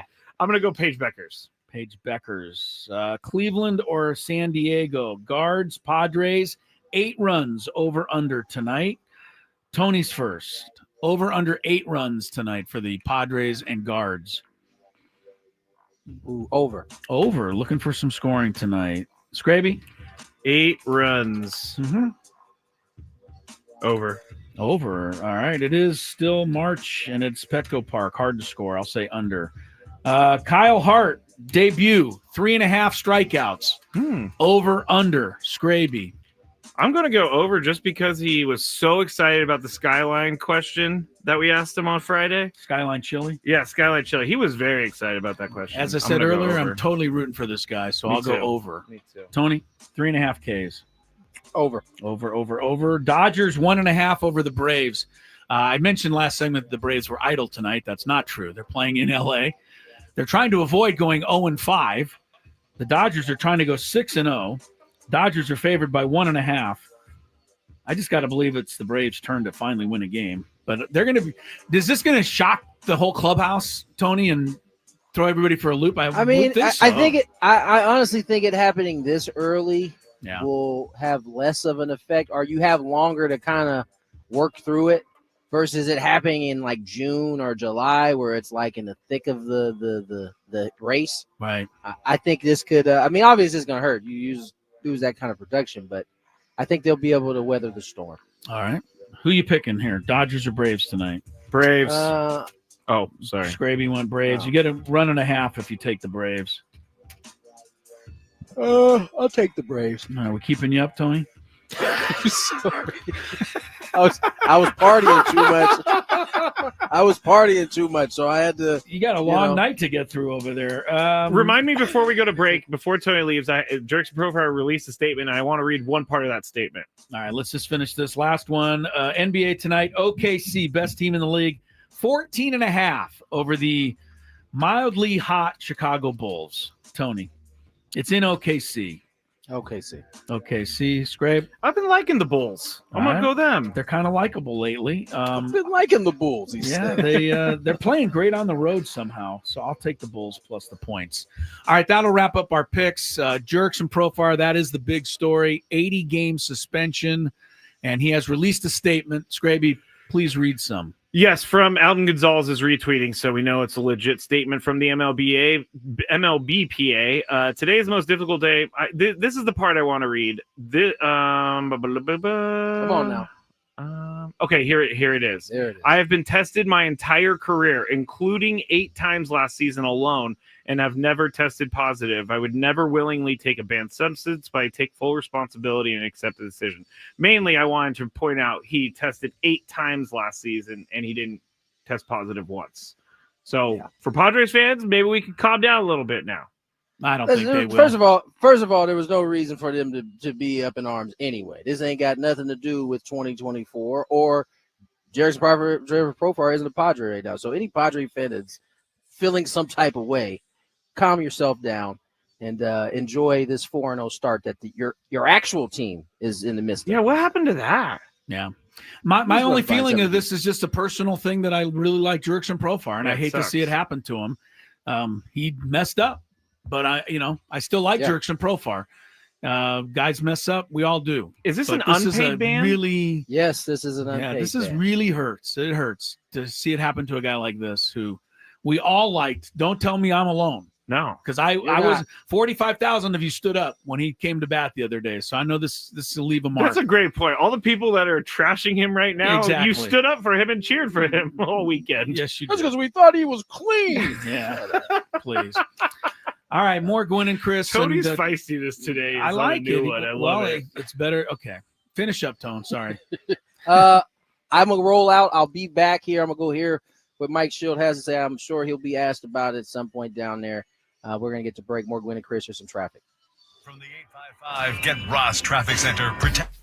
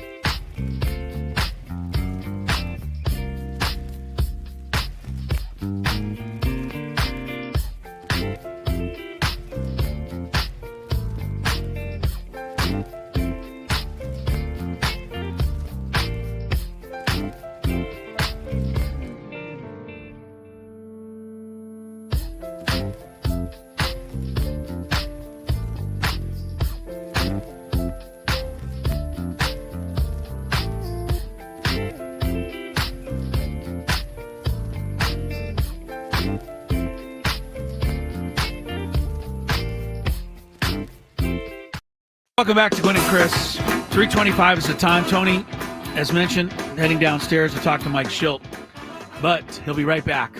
We've got a Padres Pen Pals coming up in a little bit here on San Diego's #1 sports talk station, 97.3 The Fan. Suffice to say, all of the fans are quite ecstatic with the Padres' 4-0 start to the season, and I think the questions reflect that. I agree. We'll get into the Padres Pen Pals in just a moment. No, neither Scraby nor I, nor Tony for that matter, has a line yet on World Series tickets. It may be a tad early for that, but it sure is nice to be 4-0. I mean, you could be 0-4, Scraby. Yeah. First the Braves are. Also 0-4 now is the Milwaukee Brew Crew. Oh my gosh, Chris, did you see the video floating around online of a fan at the Brewers game? Did not. Just urinating openly on the floor of the concourse. Today? Yeah. Just brutal. Like because of the way they were playing, or just I think all of the above. So drunk that just couldn't control. But like, was anything done? I hope quickly. No, there were just people looking at him doing this. It's pretty disgusting. I'm not even gonna. All right, I'm gonna. Don't even look that up. Yeah, I'm not looking it up. The Royals did beat the Brewers 11-1 today. The Brewers team ERA through 4 games is 12.27. So suffice to say, it has not been a good start for the Brew Crew. Royals improved to 2-2. A couple of other games this afternoon. Just to update you, the White Sox are 2-0. Are 2-2. Sorry, don't want to get too carried away. They're 2-2. They shut out the Twins today 9-0. You know, pitched that game for the White Sox? How about Martin Perez? Wow. Who pitched well for the Padres down the stretch last year. 6 innings, struck out 9. Our old friend, the Sheriff, Chris Paddock, got beat up today. Pretty good. 9 runs, including 3 home runs allowed by Paddock for the Twins, who are also 0-4. Orioles beat the Red Sox 8-5. Big story there. Rafael Devers, 3 more strikeouts in 3 official at-bats, giving him an incredible 15 strikeouts in his first 19 at-bats of the season. And he hasn't had a hit either. So I wonder if that's got to be the worst start in the history of baseball. Well, I wonder if this has anything to do with the fact that they are pulling him from the position that he wants to play. I wonder if Alex Cora is thinking you better put him back at third base pretty soon. I mean, that can't be the reason for his poor play, but man, it's the correlation. Twice today I've used that word. Right. Phillies beat the Rockies earlier today, 6-1. For you Trey Turner fans, he's been out with a lower back strain. He did pinch hit today. Signs he might be coming back soon for the Phillies. They didn't need him, though. Kyle Schwarber hit a bomb. Third of the year already for Schwarber. That turned the game around in the 7th inning. And the Rockies are 1-3. Padres and Guardians coming up on 97.3 The Fan a little later tonight. Sam Levitt pregame show is a couple of hours away. And the biggest news of the day by a mile is Jerks and Profar. Probably, we talked about this last year, Scraby. Where would you, last year? Okay, let's not go to this moment. Let's put ourselves last year, like August, September. Where did Jerks and Profar rank last August, September on the list of all-time favorite Padres? Up there. Way up there, right? Up there. You had like Tony, you had Randy, you had, I don't know, Ken Caminiti, all-time great fan Christian favorites. Villanueva. All right. But Jerks and Profar, beloved. 45,000 of you stood for him on opening day and gave him an ovation that we all felt he deserved. Now he is at the bottom of the barrel, testing positive for a banned substance. He gets an 80-game suspension. People are going every which way with this, right? I mean, he was cheating last year. I knew it all along. The rest of the Padres are obviously cheating. Yeah, that's the big one right now. Oh, yeah. Dodgers fans are jumping all over that. Sure. By the way, the Dodgers fans also have a guy who was embroiled in a pretty crazy gambling scandal last year. So does that mean all the Dodgers were gambling last year? I think it does, Chris. Also, Julio Urias was a member of the team when he beat up his wife. All of the Dodgers beat up their wives? I guess so, if we're going to go with what people are thinking out there. And I don't mean to make light of that statement, we're not. By the way. Yes, we're not. I'm not making we're light doing of that. it for effect. I'm trying to make a point that just because Jerks and Profar has been tested, positive, that doesn't mean every Padre in the history of the sport has done the same thing. Yeah. But like I said, mostly I'm just sad for Jerks and Profar. He's really one of my favorites. Yeah, and that was before he hit 25 home runs last year. I liked him the first time we met him before he went to the Rockies and came back. I was always a fan of this guy. Yeah. And I think everybody was, I was way wrong about him last year. So was everybody. I came into the year saying he's not going to change the fortune of the team. If anybody knew he was going to hit 24 home runs and hit, 290 last year and be the hero all season long, you were lying. Yeah. And if anybody knew that this was going to happen now to Jerks and Profar, you were lying. Yeah. Anyway, that's the big story in baseball. There's really no further news. Jerkson has reacted to it. He has released a statement. Basically says the worst day of his life. He's been tested 1 million times. Said he was tested 8 times alone last year. Never tested positive before. So pretty much like everybody else. He doesn't understand what happened, where it went wrong, but he accepts it, and he's out until midseason for the Atlanta Braves. I just wish people would be like, yep, I got caught. Never's going to happen. I know. Jerkson too, but you're right. Every guy says the same thing. I didn't know I was doing it. I've been tested my whole life. I don't know how this happened. But I accept it. Fernando said the exact quote. They all say the same thing. So yeah. You got to be more diligent if that truly is the case. So think what you want. I'm going to try to think that, Jerkson took something he didn't know he was taking. I hope that's the case. We probably will never know any further than what the information we have right now. I know that every time I got drunk, it was because I drank, Chris. That's where I come out on these things, and I understand what you're saying. You don't want to believe it. No, that is one of the most enlightening lines I think you've ever said. Which part? I know every time I got drunk, it was because I had a drink. Yeah. That's really There's no other way to get drunk. That's really an enlightening statement. Thank you, Chris. I Very feel good for you. All Let's go to break on that one. Yeah, let's do it. All right, we'll come back with Padres Pen Pals. More Gwynn and Chris ahead.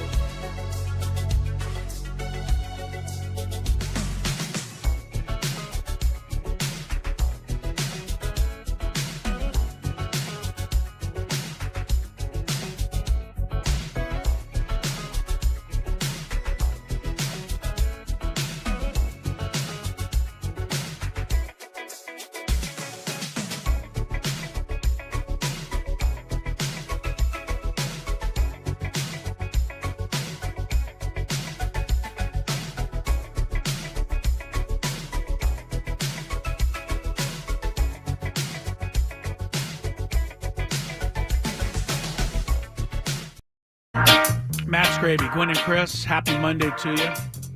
Not a happy Monday for former Padre jerks and Profar. 80-game suspension, testing positive, performance-enhancing substance. At least we have one sane person in the chat. Yes. Who brought up the fact that, Profar finally signed his big, huge money contract and maybe felt got to do everything he can to live up to that. Yeah, Roland said that. That mistake, Yeah, my take is Profar got the biggest raise of his career late in his career, felt too much pressure, so he made a bad decision trying to give himself an upper hand. That is a rational take. That's at least a rational take, unlike the rest of them, mostly which say, well, that means every Padre is cheating. And come on. He's not even on the Padres. Padres do play the Guardians tonight. Jose Ramirez, superstar for the Guards, is back in the lineup after missing the last couple of games. Yay. Good news for Cleveland fans. Starting catcher tonight for the Guards, batting eighth, Austin Hedges. Everybody go. You think Hedges will get a similar salute to the one Profar got on opening day? I don't think so. I don't either. I don't either. Padres lineup: Tatis, Arise, Machado, Merrill, Cronenworth, Bogarts, Gavin Sheets, Hayward, and Elias Diaz, with Kyle Hart making his Padre debut. Not quite his major league debut. He pitched a few games way back when for the Red Sox, but he's been in the minor leagues basically for 9 straight seasons, including last year in Korea. Yeah. So big night for Kyle Hart, the left-hander. We all wish him the best. I think there was one other thing I wanted to touch on before we get to our Padre pen pals. And, I know what it is. Opening week overreactions. Okay. Do you love these? Yes, I do. Dodgers, Padres. I'm a part of it. Dodgers, Padres, Cardinals, Yankees, all on pace for 162 wins. Twins, Brewers, Braves, etc. on pace for the opposite.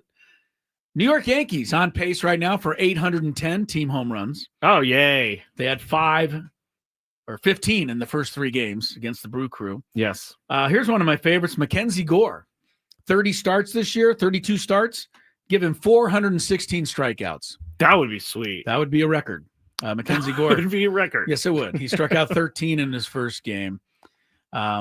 Anyway, there's a bunch of that going around. There's totally a lot of that going around. It's kind of fun.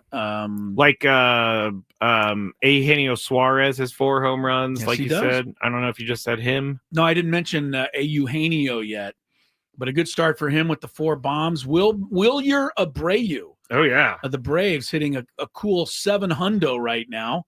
Of the Braves or the Red Sox? Red Sox. Yeah. Batting second leading hitter in the American League right now.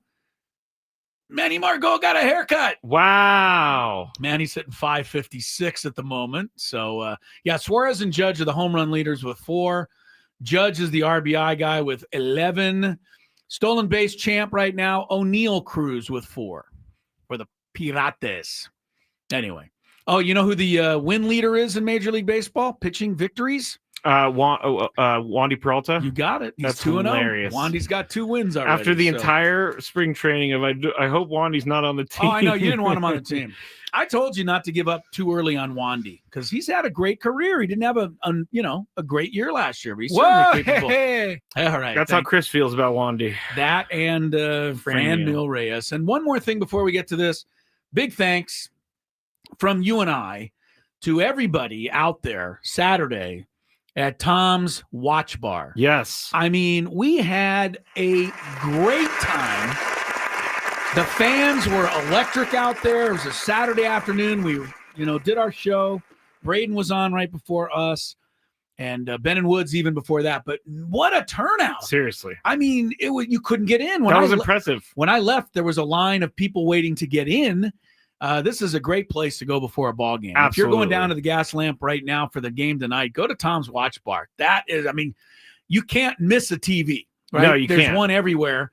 The food, the French dip prime rib sandwich was as advertised. And then you can leave. You could go right into the stadium nearby, so you don't have to leave super early to get in line for the stadium. No, it's right there. Believe me, Franmil Reyes hit that one home run into Tom's Watch Bar a few years ago. It's that close to the stadium. Thanks to DJ, who was the guy running and took care of us and gave us some food and just we had a really good time. Tony Gonzalez, our sales guy. I think we had, was it Riley and Clay were out there Riley and spinning Clay. the wheel. Scraby was giving away prizes to my friends. Yeah. You know, Ashley, I have one fan in the world, and they came to the show and Scraby, and they end up winning. Ashley actually has been on, she put two and two together. She's been on the YouTube chat during the Biggest Fan for weeks, right? Typing, the name is Ashley Bruce. The name is Ashley Bruce. So put two and two together, and it was just awesome that she was able to. She was a winner. Up. We had a lot of people came, and we're fans of you, me, Tony, the show, the station. We appreciate all of you. It was really fun. Really fun at Tom's Watch Bar Saturday. So thanks to everybody there. Now let's check a little traffic. Tony's ready to roll as we get into today's PPP. From the 855 Get Ross Traffic Center, protecting San Diego after accidents or injury, here's Kelly Danek. Traffic sponsored by Crystal Geyser, Alpine Spring. And it looks like most of the rain has moved on. Might still see a scattered shower or two. And we've definitely got some slick roadways around parts of the county to deal with. Got to spin out, partially blocking the transition ramp east 8 to the northbound 125 connector. Also reports of a brush for encampment fire westbound 8 for the 163. Some smoke visible from the right shoulder. Collision up the coastline, northbound 5 before Lisso Creek Rest area. There's a vehicle over the right shoulder and one in the center divide. What makes Crystal Geyser Alpine Spring Water different? They always bottle their Alpine Spring Water less than 1.5 miles from the spring source. And all their bottles are made with 50% recycled plastic from their own recycling plants. Crystal Geyser, bottled at the spring source. I'm Kelly Danek with Gwynn and Chris, San Diego's #1 sports station, 97.3 The Fan. It's time to ask the experts, Padres fans. I was hoping maybe you can bring a little insight into it. Write us, tweet us, Facebook us, send a carrier pigeon for Chris. He thinks they're cute. Padres Pen Pals begins. Hurt the pelota big time. Now on 97.3 The Fan. I don't know if you guys know, but the Padres are the talk of the town right now. This 4-0 start. This town? Yes. Or any town? This town, Chris. Yeah, this town. This right. town. They are the talk of the town. Jackson Merrill is amazing. I have my Jackson Merrill Madness t-shirt. I can't be a Jackson Merrill fan and not wear his t-shirt. A funny story. Chris and I talked about it on Saturday. I went to a sporting goods store and I bought a bunch of Padres gear because I needed something new. I can't just wear a black sweatshirt everywhere I go, even though I want to. Scraby's fallen victim. He's fallen victim. He's not only that, he's become a bad shopper. He saw a item tagged at $68 and read it upside down. It was actually $98. And then I told him, I said, well, just take it back. He goes, no, once I made the decision, it's too late. I was already at the register. He's blowing money right and left right now. He let peer pressure of taking something back. Yeah. Cost him $30+. Cost him $30, but he looked good. He looked all right. So he's excited. Hey, listen, at least he's wearing some of his own clothing now instead of always wearing my Aztec stuff I handed down to him. You know, I can't claim to be a Jackson Merrill fan without buying one of his shirts. Okay. Fair enough. Okay. And Tony, if you want to get me free gear, I'm all for it. I have proven that I will wear free clothing. Yes, you have. You definitely have proven He's not saying yes to the free clothing, but he's saying yes that I've proven it. So I'm going to have to talk with the Padres. They can really dress me and, make me look good. I don't think it will go anywhere. Then they'll give me a bill at the end. Like a human mannequin. Yes, I could be the human mannequin. That is perfect. Let's get into it because people are very excited. And people are very excited about Fernando Tatis Jr. His first one comes in. Fernando looks like a new man. He looks relaxed, focused, driven, looks like a badass right now. I actually kind of forgot how much he can take a game over, and he showed it in the first 4 games of this year. He's not even swinging at sliders down and away. That's how good he is. Tony, do you think this is the best Fernando has ever looked? After 4 games? Yes. Yeah, maybe. Yes, maybe after 4 games, this is the best he's ever looked. It's a how many 4-game stretches has he had where he's looked like this? Actually, I don't know. Maybe to start the first 4 games of a season. There, let's do that.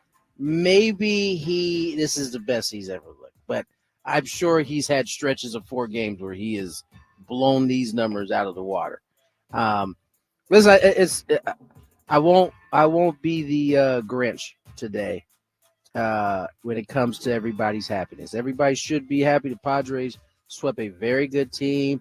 They did it in a way that you can win a lot of games doing. It wasn't like they came out and put up an 8 spot or 10 spot and just blew the doors off of these guys. They kind of methodically went about their business, won the game, and that's the way they won a lot of games last year. So in terms of Toddy, though, yes, I am excited for. I've been excited for Toddy since before the season started. Yeah. Chris, is this the best Fernando's ever looked? Ever? No. I think the night he hit 3 home runs into the moonlight of Dodger Stadium. He's had, look, the guy's capable of doing what he's doing right now, and he's got 2 RBIs through 4 games. So, I mean, he's had 2 RBIs in an inning many times before this, right? So, yes, he's swinging weight, and you brought up the fact he's not chasing the slider. That just tells you he's seeing the ball well. Tony will tell you that. And I'm pretty sure that some point in mid-May, he'll strike out on one of those sliders, and you'll throw your hands up and go, "What are you doing, Fernando? Why is he always swinging at that? You always swing at that." I will never. We can't have you batting leadoff. You don't make contact enough. But yes, he and everybody else is doing well now. All of that will be said Yes, at one it will. point in 2025. I'm just saying it ahead of time. Do you think they need to move Toddy down in the lineup and move Jackson back up in the How lineup? about we take him out of the another lineup? one. How do we just take him out of the lineup? Luis Arias, he sucks. Fernando, move him down. He struck out once. Did you survive that one strikeout that he had this year? Okay, It was very disappointing, I'm but sure I made it you were through. disappointed. I made it through. Yeah. All right, the second one. I love Jackson Merrill. This is not me, guys, I promise. Yeah. He's everything a baseball player should be, and his start to the season is so nice to see. Ooh, that rhymes. I heard Chris say on Saturday he hates dumb base running. So far, Jackson has had a couple of dumb base running mistakes, and I'm not going to throw away his whole career because of this. But Chris, is this just feeling things out early in the year on the bases? Jackson knows what he's doing, and I don't consider him to be a dumb base runner at all. And guys getting thrown out on the bases, I've said this before. Sometimes you got to take a chance, and you're going to get caught. But look, this guy for 1 year and 1 weekend of a career is miles ahead of most people in the same position. So, yeah, I'm not quite sure how to answer your direct question other than to say that in my mind, Jackson can do very little wrong at this point. Tony, Jackson Merrill, is this just feeling things out earlier in the year?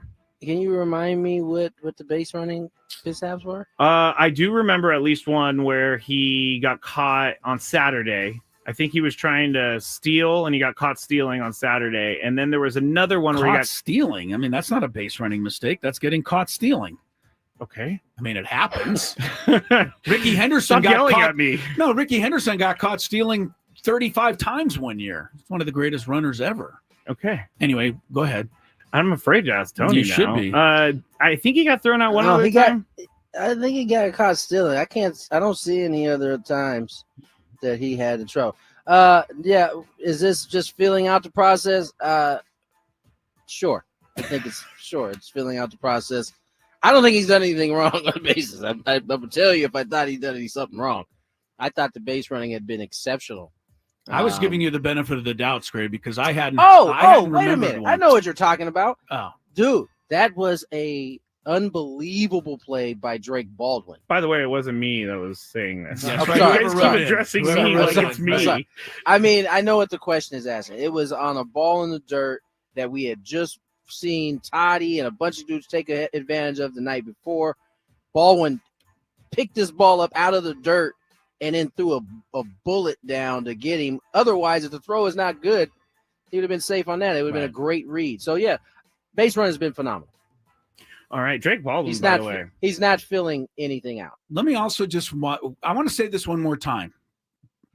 I don't like dumb base running. Getting thrown out on the bases is not always dumb base running. There is a big What about getting difference. picked off? It's not the greatest, but sometimes you're being aggressive and trying to get a lead and make a play. It's trying to take an extra base when the situation doesn't call for it. Exactly. That is dumb base running. Okay. Trying to move up to second on a ball that bounces away is an aggressive play, and they nailed you. That's good. That's good baseball for them. There's a difference. I just want to keep reminding everybody. Boom. Drake Baldwin has a really good arm, though. Drake Baldwin has a phenomenal I wish I had arm. His pitchers were just doing him no service at all. But yeah, and again at his 20-year reunion, I'm going to come up to him and say, "But you gave up 5 steals in your first game." And he's going to be like, "Thanks, old man. What have you done in your life?" That's right. I can't remember. I'll tell him. At that point, you're not going to remember he gave up 5 in the game either. That's true. All right, last one. And this is about the manager, Mike Shildt. So far, Mike Shildt has made every right call of the season. It boggles my mind why St. Louis let him go. But hey, one man's trash is another man's treasure. And this is the best I have felt about the managerial position since Bud Black was in charge. So, Tony, what makes Mike Shildt such a good manager? He's a good communicator. He has incredible baseball instincts because he's literally been around a high-level game since he was 9-10 years old. And his experiences make him a really good manager. I think at this point, it shouldn't be a surprise that he's pushing the right buttons. I mean, he literally did it all of 2024. I mean, this isn't anything new. He knows his team because he's a good communicator. I think there's a level of trust that both sides have.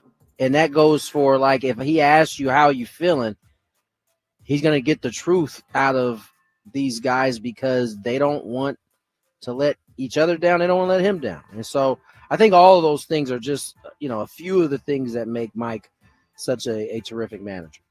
Chris, what makes Mike Shildt such a good manager? Tony described it beautifully. A couple of things that I think make him a good manager beyond what Tony said. I think he listens. And I think good managers, coaches, CEOs, bosses, program directors at radio stations, the ones that are really good listen. They listen to what people are telling them. They listen. And you learn by listening. Ruben Niebla, we heard this all the time. The new pitchers come in, and he listens to them. Then he adjusts how he's going to coach them based on what he hears. I think Mike Shildt does that. The second thing is Mike Shildt is uber prepared. Preparation is incredible for Mike Shildt. He does not leave a single stone unturned. And whenever he makes a decision out there, it's based on information that he has. And it's not always going to work. Understand that. It worked this weekend. Baseball, sometimes you do what you're supposed to do, and it still, turns up, sour. But if you make your decisions based on, preparation and information, you're going to be right more times than not.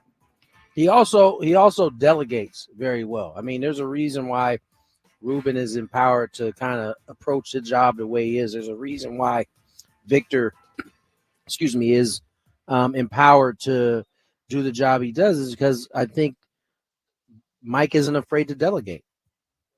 That's important. It really is, because Absolutely. some people aren't, they are afraid to delegate because they think that makes them less of a manager. Maybe, I don't know. Less of a manager. It means that they may not be doing the job, or maybe not perceived smart as someone enough. else doing the job. Right. So this it takes some humility and not taking yourself too seriously in order to thrive in those spots.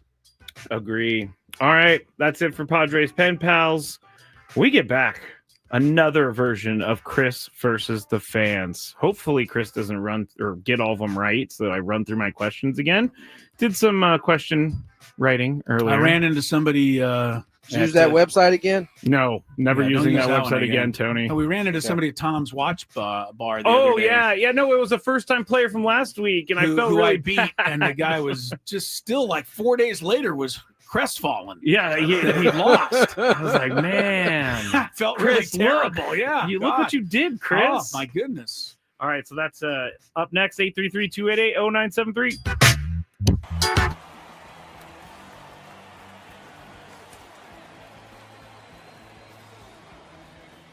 And now, the challenger, representing the San Diego Padres, number 20, Kyle Higashioka.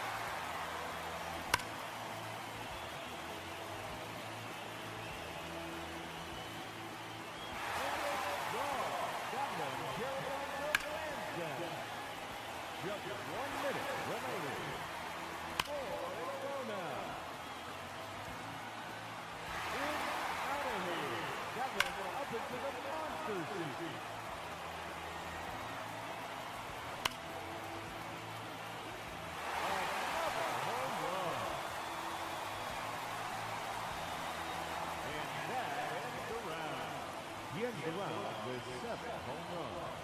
And he has earned a trip to the semifinal matchup.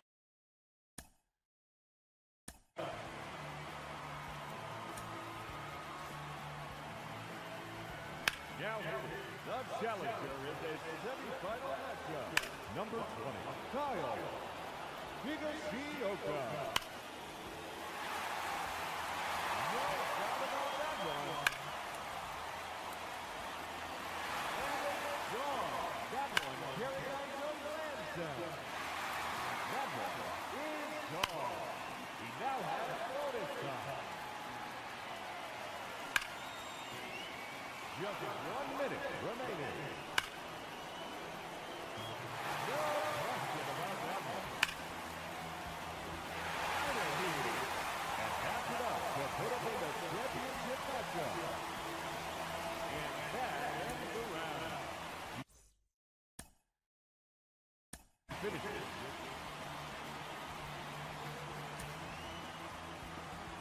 Let's see what he can do. And now, the challenger in this championship round, Kyle Higashioka.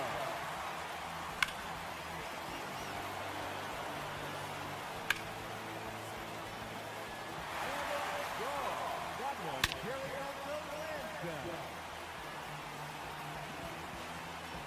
That one is gone.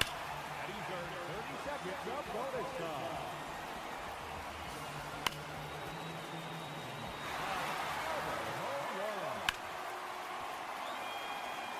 Just 1 minute remaining. That draw off the right pole. There's a home run.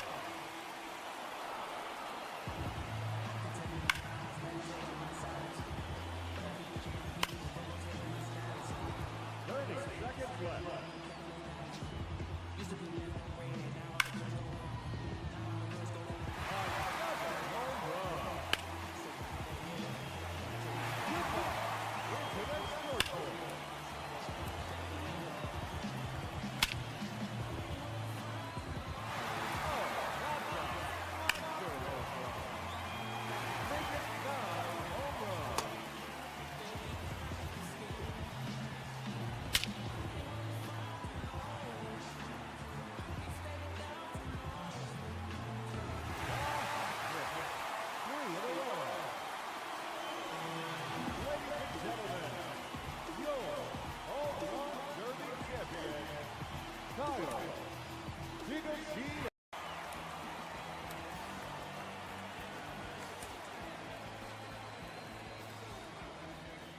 And now, the challenger, representing the San Diego Padres, number 20, Kyle Higashioka.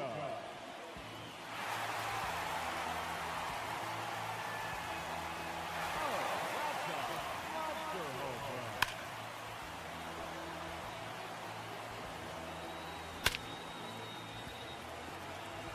That's a home run. He's earned 30 seconds of bonus time.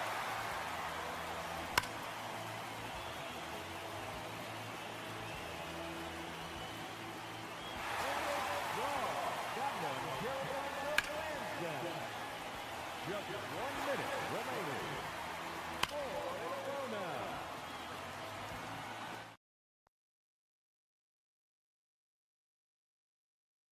A 4-0 Padres Monday. Getting ready, hopefully, for 5-0 tonight. Padres taking on the Cleveland Guardians. You know, I still kind of want to say Indians. Not because I want to. My mind wants me to. Do you know what I'm saying? That one hasn't been as hard for me. I mean, it's been Guardians now for how many years? 5, 6? That's a good question too. But it's still Indians still wants to sneak in. They there. have the same exact colors and the same exact logo, so it's hard sometimes to disassociate. Look, I understand the whole, why we do this. Okay, with that and the Washington football team, but why is Marquette? Logo. Yeah, them. But why is Marquette, formerly the Warriors, now the Golden Eagles?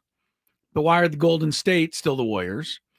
Why is Chicago still the Blackhawks? Wait, are the Marquette used to be the Warriors. Yeah, they're now the Golden Eagles. Wait, Why is Warriors offensive? I don't know, but they changed it. And I'm just saying, Golden State's never changed or been asked even to change. Anyway, it's probably a discussion for another time, frankly. But I feel there's some inconsistencies. There is what there I'm is, saying. there If we don't like this, which we say we don't, then let's eradicate all of the names that can be offensive. Don't just eradicate some of them and say we're doing it. I've told you before. So 49ers were terrible people. Vikings were terrible people. Vikings raped and pillaged. Yeah, Vikings were really bad. Yeah. If we're going to go after someone, we should probably go after the Vikings. That's what I mean. If you're going to do it, you got to go all in. Dolphins never did anything to anyone. I don't know. Ask those Dolphins in World War II that used to. Yeah, they go behind enemy lines and blow up submarines or something. I don't know. Something like that. Something like that. I really want that to be true. Wouldn't that be fun? 4:05 is the time. We're going to do some Chris versus the fans here. We got a couple lines, 833-288-0973. Up for grabs, 2 tickets. This is the last day probably because it's final day of the month. Or did we already change it? I made a mistake. Did we already change it? We have changed it. All right. Well, then you are going to have to read the new prize that everybody is true. is contesting for. You know what, everybody? Instead of me saying, I don't know how this happened, I do know how this happened. I never did it. So, all right. I'm just logging it. This is not. All right. We got a new prize. While you're looking that up, why don't you play the Good intro point. music for Chris versus the fans? If you had one shot, one opportunity to take down the human almanac himself, howdy do. Now is your time. Listen to me, this guy is dangerous. Now is your opportunity to win a prize. Well, I hope you know what you're in for. Chris versus the fans starts now on 97.3 The Fan. All right, you're going to be qualified for our grand prize, 2 sold-out tickets to win the When We Were Young Festival in Las Vegas on October 18th, featuring Blink-182, Panic at the Disco, The Offspring, and more. Tickets for day 2 on sale now at whenwewereyoungfestival.com. That is a really hard thing for me to say. Who's playing? When We Were Young. Yeah, never mind that. Who's playing again? Blink-182. Oh, good. Panic at the Disco. Yeah. Isn't that are they the group that they play in the 8th inning at Petco Park? Blink-182, yeah. Yeah, they're a San Diego band. Yes. Right, okay. The Offspring also. Offspring. These are all bands that were like huge during my day. Good. I love them. Love them all. All right, well, you can win a prize to go see them. We wish you the best. You got to win Chris versus the fans first. Scraby's got the rules. You have to make it through 3 questions. Each question is going to get more difficult. If you get the question right, you move on. If you get the question wrong and Chris gets it right, you're eliminated. But if Chris gets it wrong, then you move on to the next question or you win. If you're a first-time player, let us know. That was a good one. It was good, but it was softer. It was kind of... let us know because you'll get that first question for free today. All righty. Now, let's go to our first contestant. We're going to go... By the way, my apologies to... Who was it who we met the other day? Oh, gosh. We were just talking about it last It segment. wasn't... I didn't mean to I forgot his name. Sorry about this. But he was a first-time player last week, and and he lost. And he was heartbroken when we met him on Saturday at Tom's Watch Bar. Yeah. So I apologize for beating you out there. Yeah, whenever that happens, I just I must tell you all, it's part of the major risk you take when you sign up to play this game. That is true. That you could lose. That is true. All right. That is true. All right, let's go to our first contestant, Christian in Santee. Hi, Christian. Hello, How are Christian. You? Hey, guys. How we doing? We're good, man. Good, ready to good play? to have you on this Monday. Yeah, I'm ready. Let's do He's it. ready. He's All ready, Scrape. Let's go. Just making sure. Let's go with this one. What is the nickname of the bats the Yankees have been using this season? Oh. Current events question. Oh, no, of the bat? Yeah, Yes. they're using a different kind of bat the first weekend of the season. It's You making big headlines in Major League Baseball. You can't go anywhere in sports news without seeing this. Kind of the big thing this weekend, but it is a current event. So if you're not up on it, then you're in trouble. I'm in trouble. Sounds like he's in trouble. Sorry about that. They are torpedo bats is what they're calling them, although Scraby wants them to be called bowling pin bats. Yes. He thinks they look more like bowling pins. Yes. All right. Well, if nothing else, Christian, you're now up to date on the current events of the day. Yes, I'm sorry, Even though you Christian. didn't get the question correct. I'm sorry, Christian. Yeah, it happens. Let's go to Steve in San Diego. Hello, Steve. Hey, guys. How's it going? Steve. Pretty good. All right, here we go, Steve. Question number 1. Steve's ready. We mentioned this on the show maybe a half hour ago, but who leads the Padres in pitching wins so far this season? Not only the Padres, he leads all of Major League Baseball. I'm sorry, I should have put that in there. Yes. Wandy Peralta? Wandy Peralta is very correct. good, Steve. Yeah, Wandy's a 2-game winner already this year. One of those games, he had like, what, 2 or 3 pitches? 1 pitch. 1 pitch. Yes, when he won on opening day, he threw 1 pitch and then ended up getting the win. All right, here we go. Question number 2. 3 Padres have hit home runs so far this year. Name all 3. 3 home runs for the Padres. Cronenworth, Tatis, and Merrill. I think he thought it was Merrill because he kind of had that Merrill thing, but Merrill magic. A little mad. Yeah, Merrill hasn't hit one yet. It was, let's see, Tatis, Cronenworth, and Gavin Sheets. Sorry, Steve. I think, you know what? Nothing, no biggie, Steve. We'll see you the next time you play, and you'll probably win. I think he went a little quick there. I don't think he really thought it through. I'm not going to speak for Steve. I'm just saying. But maybe. But take your time when you're on the show. And if you give us, if you start your answer, you can take your time a little bit. Yeah, take your time a little bit. Look, we don't get it from our perspective, but I think there's a little bit of an adrenaline nerve that runs when you get on the air and you're playing. You know what I mean? You think you know all the answers when you're listening, but when it's your turn, right? Yeah, I know all the answers to Chris's fantabulous game show when we're until we're actually playing. Yeah, but yeah, now that I play it, I get that hurts you. My brain leaves my head for a second. Mm-hmm. Miguel, you're up next. Hello, Miguel. Hi, Miguel. Hey, how you guys doing? I'm a first-time player. Loving it, Miguel. Love it, Miguel. Here we go. Question number 2. Yeah. Let's see. Oh, I got to delete that question because that's already been asked. Oh, boy. Where is the Final Four taking place this year? Final Four, men's basketball. Men's basketball. There's basketball, Louisiana? Louisiana. Could be New Orleans. Could be, but it's Nolans. Louisiana's next door to Texas, but it's in San Antonio this year. Sorry about that, Miguel.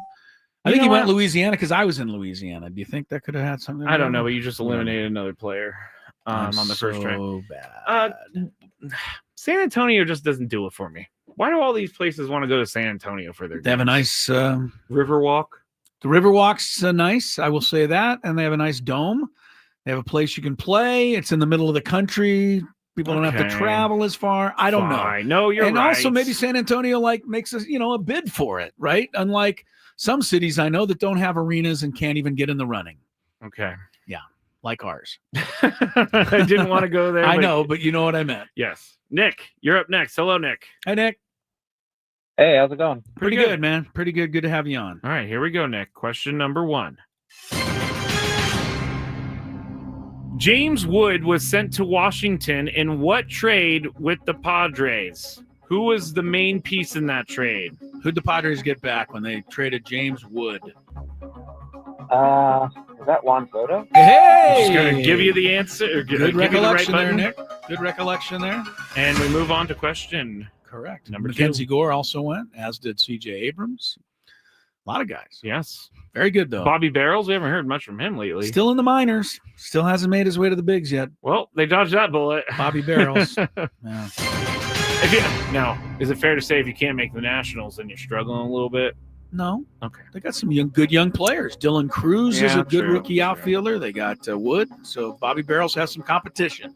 All right, here we go to this question, Nick.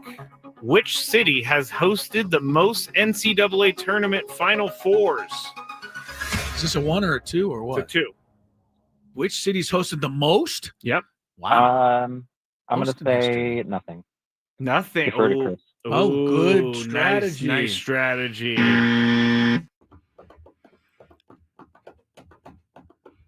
New Orleans.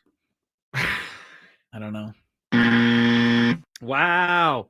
Indianapolis. Okay. Hold on. That was just kind of a shot in the dark. I really didn't know. How many have they hosted? Like 4? Who knows? Okay. I just typed in the question and I came up with Indianapolis. There you go.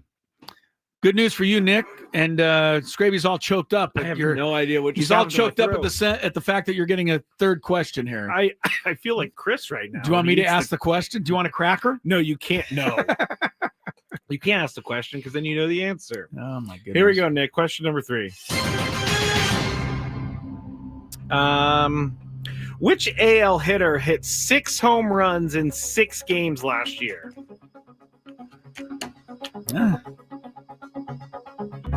That mean?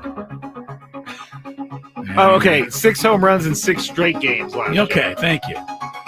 Hit a home run in 6 straight games. Yeah, that's fair. Aaron Judge. Aaron Judge. Seems like a likely guy to guess. Stay there, Nick. I think you're going to win, Nick. I really think you're going to win. Because off the top of my head, I don't know this one. I should. 6 game home run streak, huh? Mm-hmm. Last year. Mm-hmm. How much time do I have, Scrabe? Not much. Not much more? Not much more. Are you going to play the buzzer soon? Before I can come up with an answer. Do you have an answer? Anthony Santander. I don't know. He had a lot of home runs. Santander.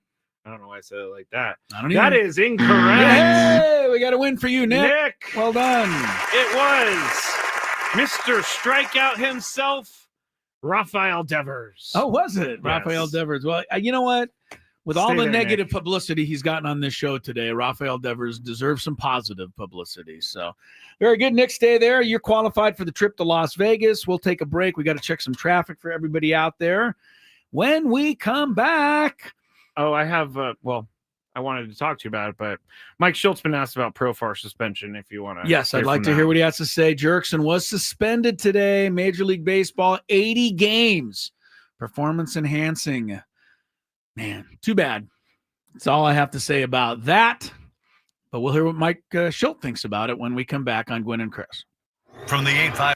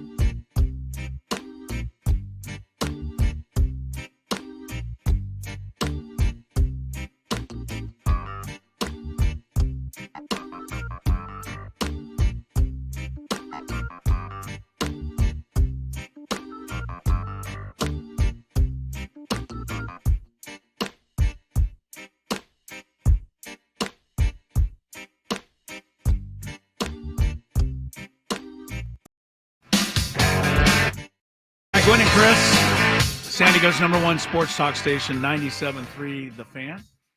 Padres, Guardians, game 1 of a 3-game series. Tonight, Sam Levitt's pregame show, a little more than an hour away. Padres going with the same lineup they went with last night. Fernando, Luis Arraez. Look, we're being totally positive today. I get it. We're 4-0. But Luis Arraez being 0 for 13 is quite surprising, I must say. It is. I mean, I don't remember him having a 13 at-bat stretch last year without a hit. Nor has he probably had one for the last 4 years. The guy's won the batting championship every year. Yeah. So 13 is a long stretch for him. He may go 5 for 5 tonight, make Cleveland pay for it. Manny's hitting third, Jackson, Merrill, Cronenworth, Bogarts, Gavin Sheets, Jason Hayward, Elias Diaz. Tonight, Luis Ortiz, right-hander, formerly the Pirates. Padres have seen him several times. He'll make his Guardian debut tonight. Jose Ramirez is in the lineup for Cleveland, missed the last couple of games. I think it was an ankle injury. He's back. Austin Hedges is back tonight, batting 8th for the Guards. I wish they would just play his saxophones over the loudspeaker. Remember he used to come up to plate with saxophones? It was great. I don't remember that. Oh, it was amazing. I hate to say this because I don't want to sound negative, but I've put all of Austin Hedges at bats out of my mind.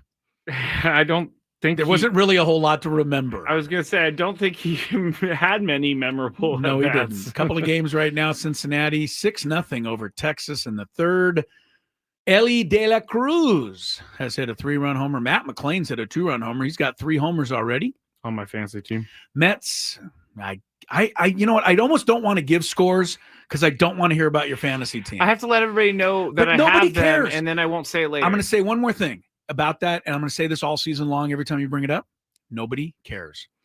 Mets and Miami tied at 1. That's in the third. Earlier, Phillies over the Rockies 6-1. They had Bob Uecker Day. Not his day, but they had a nice remembrance of Bob Uecker today on opening day in Milwaukee. Brewers did not give the fans too much else to cheer about, though. 11-1 KC. White Sox beat up on Chris Paddock, 9-0 over the Twins. Orioles 8-5 over the Red Sox. All right, biggest story of the day, though, is Jurickson Profar, the former Padre, testing positive, banned substance, 80-game suspension, and he will be able to come back at midseason. But if the Braves make the playoffs, part of this deal is that he cannot participate in the postseason. Yeah. So that's just another addendum to it. That's big because they're probably going to be in the postseason. Probably, although not yet. They're going to have to win a game first. Good point. And they haven't done that yet. Very good point. Mike Schilt, who managed Jurickson Profar last year, was asked about this development just prior to tonight's game down at Petco Park. Literally just found out before I got out here, and I love Jurickson Profar no more or no less right now than I loved him an hour ago. I still love him, and I don't know the circumstances behind it, but I know the person it is, bro, and I love the guy. Are you surprised by it? Considering everything you do know about it, are you surprised by it? I don't know what you want me to say. Yeah, I'm surprised by it. I mean, I think, I mean, all I can tell you is I don't know the circumstances, so I'm not going to speak to it. All I can tell you is I love Profar, and I'll support him regardless. Thank you for saying exactly what I wanted to say, Mike Schilt. What's that? Now, I love Jurickson Profar. I'm going to support him. I like Jurickson Profar. I don't know how this happened. I'm sorry it did. That's a personal thing, but I know that 45,000 of you probably agree with me because everybody stood and cheered for him on opening day. He obviously messed up. Yeah. And whatever the circumstances surrounding it are, look, we stand up and cheer and forever will Fernando Tatis. The same thing happened to him a few years ago. I don't know that this has to be a scarlet letter for the rest of your career. I don't think so. I mean, there's other players who have come back from stuff, but it's a shame. And if you're on the other side, some people are like, no, he cheated. That's it. I'm never talking to Jurickson Profar. He has no respect of mine ever again.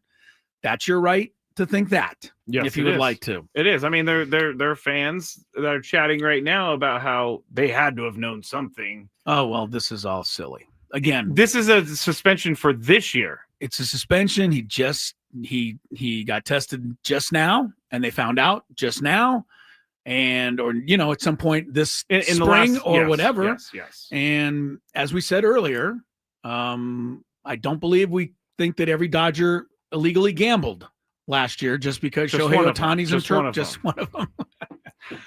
You'll never live that one up. I will never let him live it down. And someone told me, I didn't even see this, that he's in some gambling ad. How does that look good?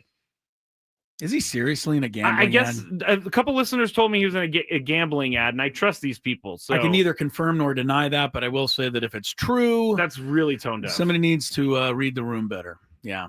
All right. We'll take a break. We come back. We got a big five. Stick around. Tony returns on Gwynn and Chris.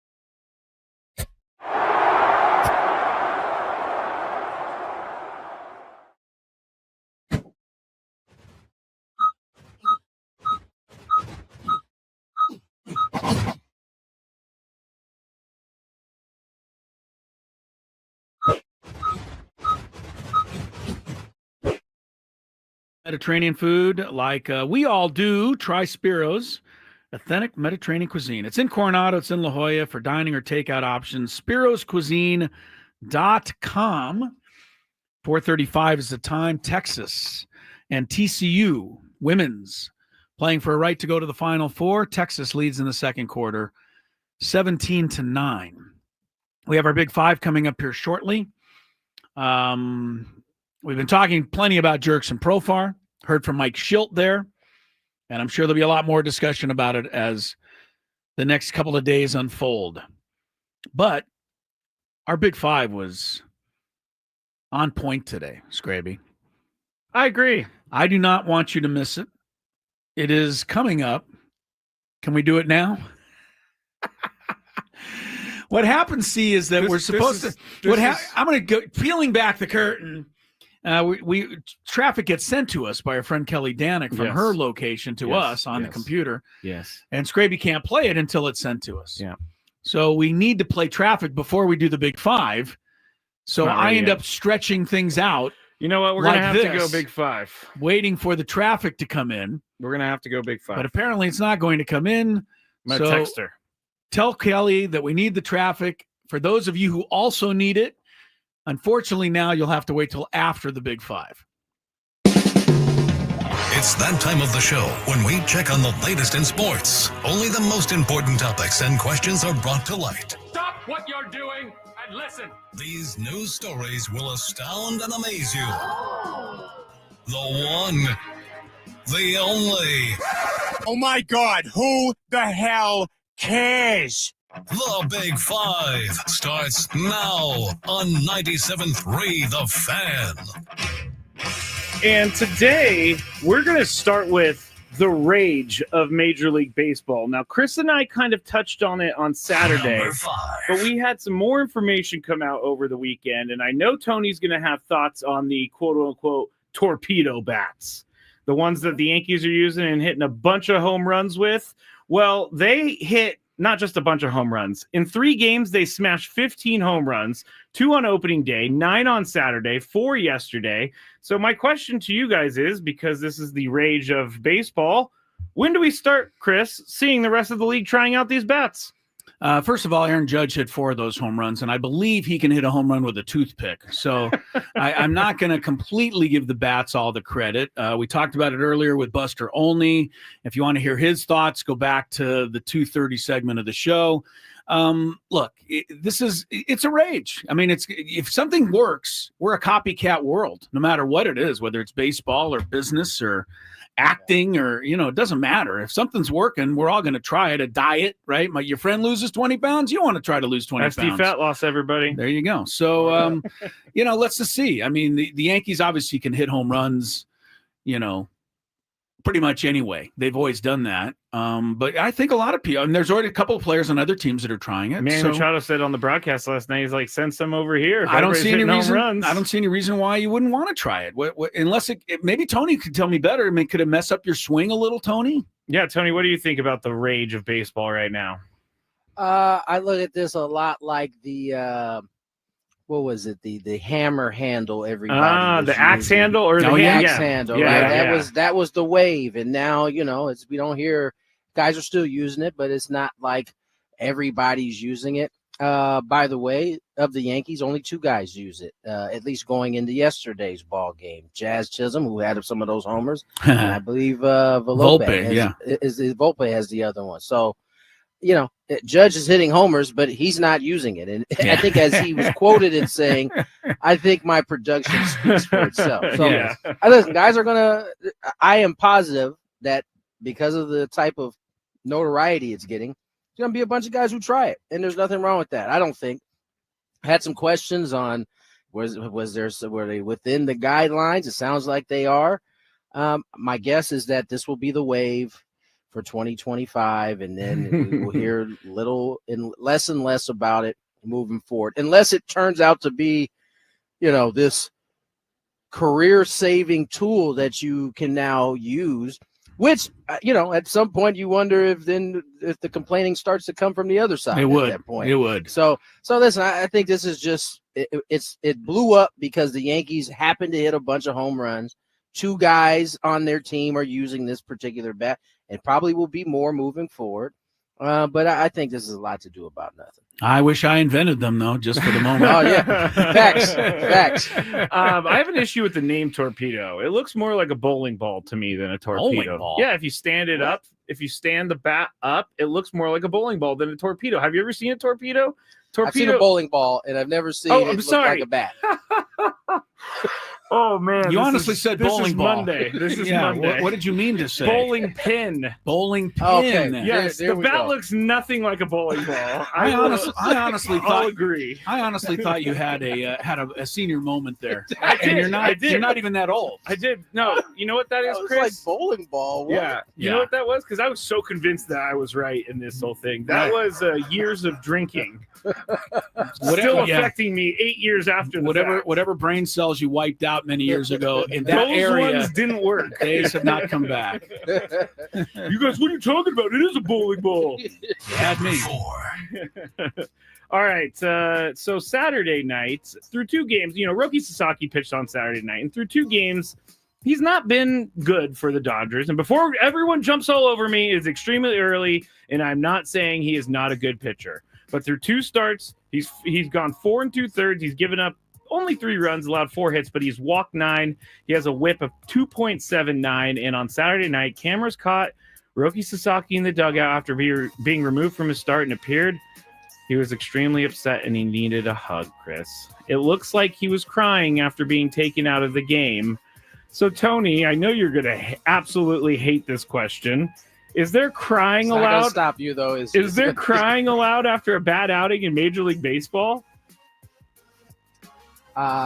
Listen, I can't think of too many guys who I've seen cry after an outing. However, I'm not mad at this. I mean, you gotta remember, Sasaki comes from a different culture, in which they value baseball pretty high, and it's clear to me that he cares that much that a start like that in the big. Not only does he care about the game.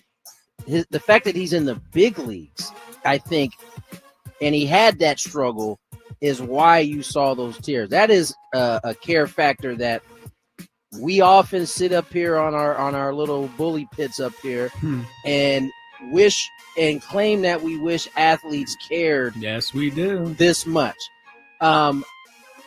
Obviously, how it plays here in San Diego, exactly. It's going to give San Diegans fodder and some space to pop off about this, and it's within their rights. However, if you had a guy on your team that cared that much to the point where he was teared up, I wouldn't even call it crying. I saw one tear coming down his eye. There's always going to be a segment of people that consider that soft. But to me, it's a young man who I think may need some maturing in some ways, but also really, really, really cares about his performance and how well he does. So this is what the actual question is there crying in baseball? Yeah. Clearly there is. He had a tear coming down his eyes. But I think that's how I feel about it. Yeah, I knew when I saw this that this was going to end up on the Big Five, and that this is the exact question that would come from it.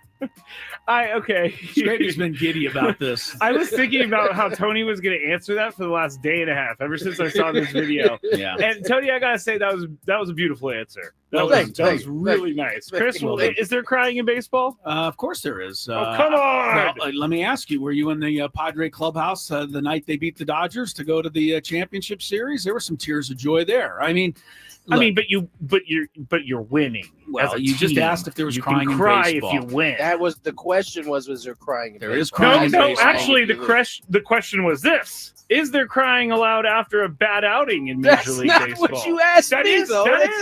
That's not what you asked. We can run the tape. I will run the tape. I had a bad outing against Culver City back in my senior year, in my home debut, and I was bawling for a couple of hours after that. So here's the thing: a couple things. Number one, San Diego fans enjoy this, because Roki Sasaki, unfortunately, has such good stuff that this just possibly isn't going to continue. I mean, as soon as they get a hold of this kid and he figures it out, we're going to be, wishing probably that he were here. But for now, it feels pretty good to see him struggling. Secondly, this was his first start outside of Japan, right? Remember, his first start was in Japan. True. And I think Tony talked about their culture.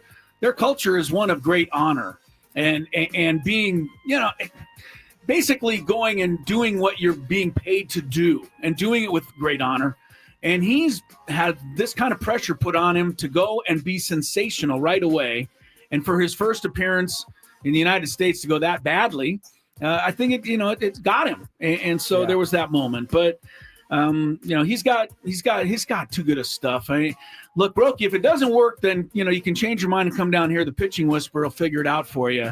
But I'm pretty sure he'll get it under control. And this was probably a bit of an overreaction, but understand it was his first. It was his first start. He had a lot of emotions going into it. The other thing is remember, he was kind of ridiculed in Japan for leaving early. I was just about to say that, yeah. And so that's all weighing in on the young man as he went out. He's gonna in his mind. I'm sure he could be thinking. And they're going to really eat me up because they told me I should have stayed longer, and here I am getting pulled out of a game this early. I mean, all of that probably played a factor into his emotions at that point. Yeah, in all reality, I was going to say that exact thing because when I Googled his name this morning, I saw more articles from international people than here locally in the United States. Sure, and they're so he's got pretty good. And even a former manager of his, I guess, came out and said that he was worried about him not being ready and all this other stuff. So there is a ton of pressure on him. And I should probably be a little bit nicer. No, not you. This is within your right. I mean, this is in your right, Scraby. Okay, fine. I loved it. Well, it's true. You've been bitching about this for 3 months. I think this is your moment to shine. I'm such a shy guy. I don't want anything. No, I don't want the 150 reporters after every start, I'll go to the Dodgers. Okay. See, that's the Scraby I know. That's the real Scraby. That's the real guy. There he is. Number 3. Maryland, now Villanova head basketball coach Kevin Willard has angered Maryland fans because of how he's been trying to get Maryland more NIL money, but he took the first ticket out of town when he could. In a press conference before Maryland's first-round game, Willard tried to make a comparison of why he doesn't have a big enough budget by saying, quote, I wanted to spend an extra night in New York this year to celebrate Christmas with my team, and I was told that we can't do that because it's too expensive. So I don't know how we can be a top-tier program, and I can't spend one extra night in New York because it's too expensive, end quote. New York is really expensive, Mr. Willard. That would cost a bit, but anyway, go ahead. Willard has complained for a while about Maryland's basketball budget, and even though people were trying to make it work, he bounced to Villanova. So, Chris, do you think Kevin Willard will be happy at Villanova? I don't know. I don't know the guy too well. Villanova is a big program, but Maryland is in the Big Ten, so they should be able to compete. I think that once he made those comments and saw the fallout from a lot of that stuff, from a lot of Maryland fans who remember this guy walked his team out from the team hotel for their NCAA tournament game, and their own fans booed him as he walked out with the team. Yeah. Oh, yeah. They were livid with what he said because they felt he was, disparaging the whole university. I think once he saw that reaction, he knew this wasn't the place for him. So he took the first ticket, as you said, got himself out of there. They get another opportunity to start over, and I think he'll be a little smarter in the way he speaks because if he angers the fans in Philadelphia at Villanova, they'll do more than just boo him. So hopefully he learned his lesson here. Tony, what do you think? Do you think he's going to be happy at Villanova? Yeah. I know he checked their budget before he signed on there. Yeah. So he knows that he can stay an extra night in New York with his team if he should choose to. Couple things. Villanova is, dominated by basketball versus football. Yeah, Villanova didn't even have a football, really. Right, yeah, exactly. So, I think that plays a part into it. I think Chris is right, though. I mean, he called out his alum, and the folks in Maryland didn't like it. They booed him. Then he proceeded to lead them into the Sweet 16 before getting bounced. Right. He got booed and then went out and won a couple games. Yeah, won some games. Yeah. And so, listen, we are in the age of, in terms of college sports, basketball and football in particular, if you want to compete, guess what? You are going to have good backing. And that's in the NIL department. That's in the the collective department. And I think if you're going to be a rabid fan base that has these expectations, then you can't get all butthurt when your coach calls you out for, maybe not being able to put up like your fandom says you want to be put up. You know what I'm saying? So, maybe this serves as a lesson to Maryland. It looked like you had a pretty good thing going there with him, and now he's out the door, and you got to start from scratch. Sorry, Terps. Turtles are back in their shells. Yes, they are. Number 2. We are starting to see where NFL teams are at in regards to banning the Tush push. There will be a vote at this week's owners' meetings, and it needs 24 teams to vote yes to ban the play. However, 7 teams have already said that they want the play to continue. Those teams include the Ravens, Browns, Texans, Colts, Patriots, Jets, and Eagles. The teams that they have already said they won't. Wait, how do I say this? They don't want it. Yes, anymore. Thank you. I don't know why I got so confused there. That's fine. I'm here to help. The Bills, the Cowboys, and the Packers are the 3 teams that are outwardly saying. The Bills said they don't want it, huh? He said had good success with it. McDermott said that he is concerned about player safety. All right. Yeah, right, McDermott. You're just but he'll be calling Stop it 10 times a game next year still. True. Yeah. Tony, with 7 teams already saying they were going to vote no, is this a waste of time? No, because the reporting is today that there's some backing behind it in terms of that particular rule being banned. So, no, I don't think that it's a waste of time. I think Green Bay should have to wear like a red scarlet letter the rest of the year because they're the ones that snitched and is trying to get this thing taken down. It's their rule that is come up that very well could end the tush push. No, I don't think it's a waste of time. There's clearly some groundswell for this play to be put to bed. And, they're going to claim that there's player safety, which really it could be, but we all know that we just saw a bunch of teams try to use it last year aside from the Chiefs. And we also know that the NFL does not care about player safety no matter how much lip service they pay to it. But what are you talking about? They took away the kickoff. They just took to move the kickoff to the 35. They don't care. Please don't kick it out of the end zone anymore. Yeah, they want more kickoff returns next year. So, yeah, they don't care. Yeah. I'm sorry. No, go ahead, Tony. You're I'm done. You're done. You're okay. Is this a waste of time?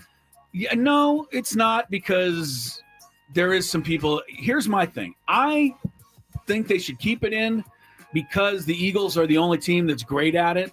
And that's not fair to take away an advantage that they've worked to create for themselves. At the same time, I don't like the play. I don't enjoy it. I find it to be not really fun to watch. Nothing's fair in life. I get that. But it seems like when you get 3rd and a half a yard, you shouldn't automatically get a first down. And they have found a way to do that. So I understand the push to try to remove it. I cannot believe the Dolphins aren't already in line to have the play removed as they are the wimpiest team in football. And they basically get shoved back 5 yards every time they run that play against them. So, I can see a lot of teams eventually putting this play out of its, out of the game. I think it'll eventually be removed. I really do. I think it may take a year or 2 of this, but I do think that there's, some meaning to what's going on. Number 1. After SDFC beat LAFC 3-2 on Saturday night, there was a big fight outside the stadium, and an SDFC fan got sucker punched, which sent him to the ground pretty hard. And this was a pretty crazy scene. And every time video, yes. Oh man! Every time I see these videos, I go and comment and I say that fighting is embarrassing for both sides. And I get the tough guys who tell me, "Am I just supposed to take it, bro? I can't let them talk to me like that, bro." That's what I get, and that's how I read it. Yeah, good. Chris, that's how you read it. Yeah. Chris, what is your advice to anyone who is feeling like they want to fight someone at a game? Well, first thing is, this is a shame. This is a shame that this happened again. This is the video that's circulating after SDFC wins another match, their first ever win at home. They're now 3-1-2. They beat a really good team. LAFC was right next to them or tied with them in the standings. 3-2-1. And it was exciting. You know, I mean, 1 loss, 2 draws. Don't do that to me again. 3-2-1. The bottom line very is confusing. you're interrupting my thought Yes, I am. process. Yes, I am. Totally. So that's the biggest shame of it all, because that's what everyone's talking about. Just like after the first game, everybody was talking about the chants that were going on. And it's taking away from the focus of what's happening on the field. We should know in this country, our NFL football, this stuff happens almost after every single game. Totally. So you'd like to believe that this stuff won't happen in the world's football. But unfortunately, the San Diego-LA rivalry is what it is. And maybe this, in the wrong way, legitimizes the fact that we already hate teams from LA in soccer. Bottom line, though, dude, if you are so tough, be tough enough to walk away once in a while. Thank you. That's the tough thing to do, actually. Yes, it is. So if you think you're tough, actually exercise some of that toughness and turn the other cheek. It actually is harder to walk away It from actually something. is, right. So there you go. Tony, what's your advice to someone who's about to get into a fight? Grow the bleep up. That's what my advice Yeah, is. thank you, Tony. Like, come on. We still doing this like 40-plus-year-old men out there, like I know. scrapping in the middle of the street. Like, come on. Like, I mean, listen, I don't know that at this point is worth, having a fade, as they like to call it, these young folks. Like, I don't think it's worth it. Maybe these cats don't have families. Maybe they are just, single men, which it's not an excuse, but you got nothing else to you Hang your hat on other than yourself. So maybe that's what it's about. But it is, listen, especially for SDFC fans, right? You don't want to snatch the label as being the troublemakers of this particular league, right? And it don't even have to be true, right? I mean, just the from the incident of the slur that was being yelled or chanted, or this video that's going to circulate that's going to have many different angles and people having their opinions on it. I just don't. I don't think it's worth it at the end of the day. Certainly, I'm not sitting here saying that it's all SDFC fans. Clearly, LAFC came down here. They got their heads spanked. And, their fans were probably a little salty going out. And I'm sure we were needling their fans, too, as they were going out. And so, listen, that's how these things, unfortunately, sometimes end. And it's not a good look. No, it's not at all. Grow up. I saw the LAFC guy just completely knock out an SDFC guy with a sucker punch. And that is very dangerous because you can kill someone that way. If they hit their head, it's not a good look. But you know what is a good look? Dave Marcus peering over the shoulder of Tony Gwynn Jr. At all during times. the Big Five. Lording. He's lording over the conversation back there. He's with lording. His peach-colored shirt on back He does there. have a now very he's vibrant embarrassed shirt. and he's trying to sit down. Too late, Dave. It's very vibrant. He can't hear you, so he had no idea you were talking to him. Too late, Dave. Now he does. Yeah, there he is. There he is. All right, that's it for the Big Five. When we get back, we'll get you set for tonight's game between the Padres and Guardians. And we also have something we might call the Scraby segment to end the show on 97.3 The Fan. From the 855 Get Ross Traffic Center, protecting San Diego after accidents or injury, here's Kelly Danick. Traffic is sponsored by Crystal Geyser Alpine Spring. Very gray out there, guys. We've got some fog, some drizzle, maybe even light rain in some parts of the county. So good idea. I to actually just got in trouble once when I worked at the bank for looking up a celebrity, and it was totally wrong on my part. Totally wrong. Looking up their account number? Just I searched their name in the account system.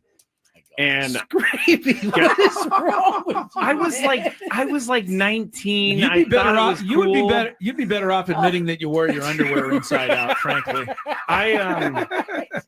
This guy is just searching up people's accounts. It only happened that one time because I got caught. Oh, How did you get caught? The account was flagged, and anybody taking a look at it gets logged. And so I got called into the boss's office like 3 days What later. did that come? I'm sorry, I gotta ask. But nobody's supposed to be doing this preview. What did that conversation?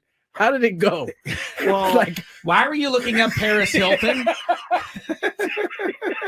Is that who it was? I can neither confirm nor deny. Oh my! I can neither confirm. That's really funny, Chris, that you just yelled out that name out of all names. No, but I walked in. I got called into the office, and I sat down. gosh. And all my boss. I loved her. She was great. Her name was Sharon. Amazing boss. She just slid the piece of paper in front of me. You knew. Said, "Did you visit this account?" And I looked. Yeah. She was like, "We're gonna have to write you up for this, and if you do it again, we're gonna have to fire you." And I said, "I'll never do it again." And I got out of there as soon as possible. I took everything, but it was not good. Not good. Just curiosity, huh? He's like, I wonder how much they have in their account. Yeah.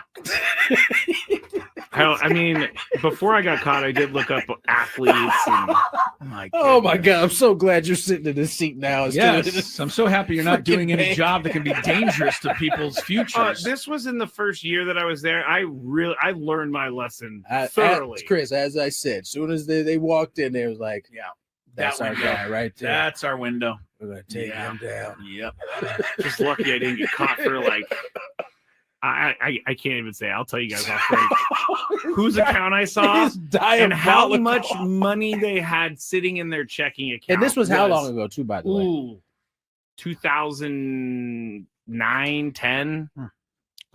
Way before I became a good person. Didn't Bank America end up getting in trouble? Or was that it was one of those banks got in trouble? All of them get in trouble for selling information. But I heard folks like you. I wasn't selling any information. I was just wanting to see what was going on. Curious. I didn't check their account activity, which I could have.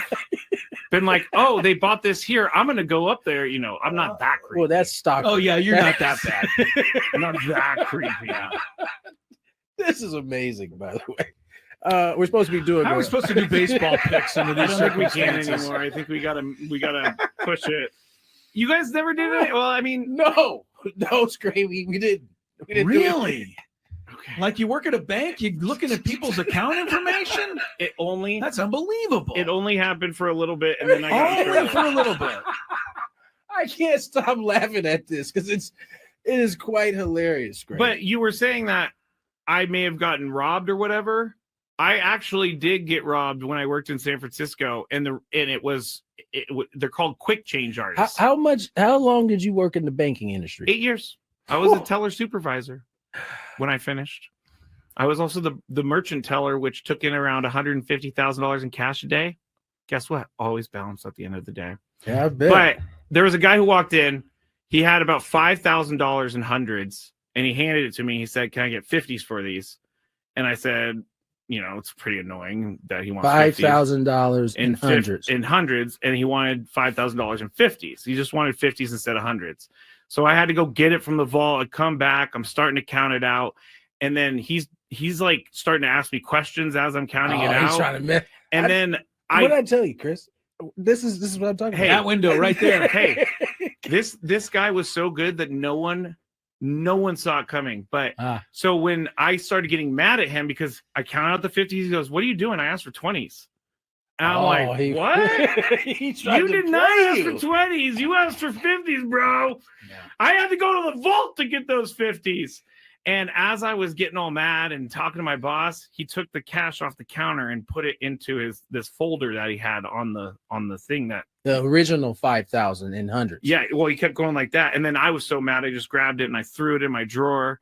And then he was like, "You know what? I'm out of here." And he walked out. And then at the end of the day, $3,000. He got an extra 3 on you. $3,000. Yeah, he got $3,000. The thing about criminals like that, they can sniff out a mark really. I'm not a mark. You are 1,000%. I was actually the bank's dog. They got you for 3 extra, and that's the only time in my 8 years that I ever had anything. Just getting started. Sports talk it is. Your hosts, Tony Gwynn Jr. You know what? It fits in line with your like of sports. And Chris Ello. Kind of rooting for you in the Fantabulous Sports Game Show until a moment ago. Now I hope you get your butt wiped again. Oh, whoa. That means something else. It's time to get you up to speed on all things sports. Yes! With plenty of nonsense in between. Oh, look! Here comes our fearless producer! Gwynn and Chris starts right now on 97.3 The Fan. And we head into the happy hour. We welcome you to it. Gwynn and Chris on 97.3 The Fan. Chris Ello, Tony Gwynn Jr., Matt Scraby. Of course, Tony's down at Petco Park. He and Jesse Agler will have the call. A little after 6:30 tonight, Padres taking on the Cleveland Guardians. Sammy Levitt will have the pregame show. That starts at 5:40, so about 35 minutes from right now. Also today on the program, something a little new. He better be good at it because Scraby has asked for there to be a change in the daily schedule. Since there is no Scraby Chronicles now on game day, correct. Scraby would like the Scraby segment. Yes. You're gonna boil down the entire hour of the Chronicles into one segment. Don't know how I'm gonna do it, but we're gonna do it. You're gonna give it a shot. The debut, the maiden voyage, as it were, of the Scraby segment is coming up in about 10 minutes. And guess what, everybody? I'm gonna give a little preview. It's gonna be double Daily Gripe. Chris is also going to Daily Gripe with I got me a gripe as well on these today. days. All right, we're both going to gripe. Happy Hour is brought to you by GL Pools, the swimming pool experts trusted by thousands of San Diegans since 2006. Baseball is back, and so is swim season. Call now. Mention the word radio and get a free month of pool service. Thank you to our friends at GL Pools for that. Big news today. Along with the Padres trying to make it 5-0 this evening. By the way, if you're wondering, last year, June 28th was the first day of the season that the Padres were 4 games over 500. Yeah. March 30th this year. So they're a little ahead of last year's pace. Just a little bit. In terms of getting to 4 games over 500. Last year when they won on June 28th, they improved their record to 45-41. That was the first time they'd been that high above the break-even point. So it's obviously been a great start to the season. The only other time in history that the Padres started 4-0, 1984. It's a good year for them. Yes, if you followed any history at all of the San Diego Padres baseball club, you know that 1984 was a special season. That year, Game 5, they would lose to the Chicago Cubs in 10 innings. You know what that tells me, Scrape? What? That the Padres franchise has never been 5-0. Tonight could be the night. I guess that's kind of uncommon. I don't know. They've been around for over 50 years, so you would have thought maybe they would have had one 5-0 start. That's exactly what I would have thought. Well, they never have. So we'll see if they can do it tonight. Jerks and Profar, though, is the big news today. A former Padre, fan favorite, popular in the clubhouse. Love everything about Jerkson. Don't love this. He tested positive for a banned substance. He has received an 80-game suspension from Major League Baseball. The substance that he tested positive for, by the way, do we know what it is yet? We do, and only some doctor out there is going to be able to pronounce this correctly, but I'll give it my best shot. Coronic gonadopterin. Gonadoptropin. Anyway, you get it. You get my point. It's not an easy one to Can you pronounce. spell gonadropidin? Sure. Ghana, just like it sounds. Yes, like it sounds like the country of Ghana? Gonadotropin.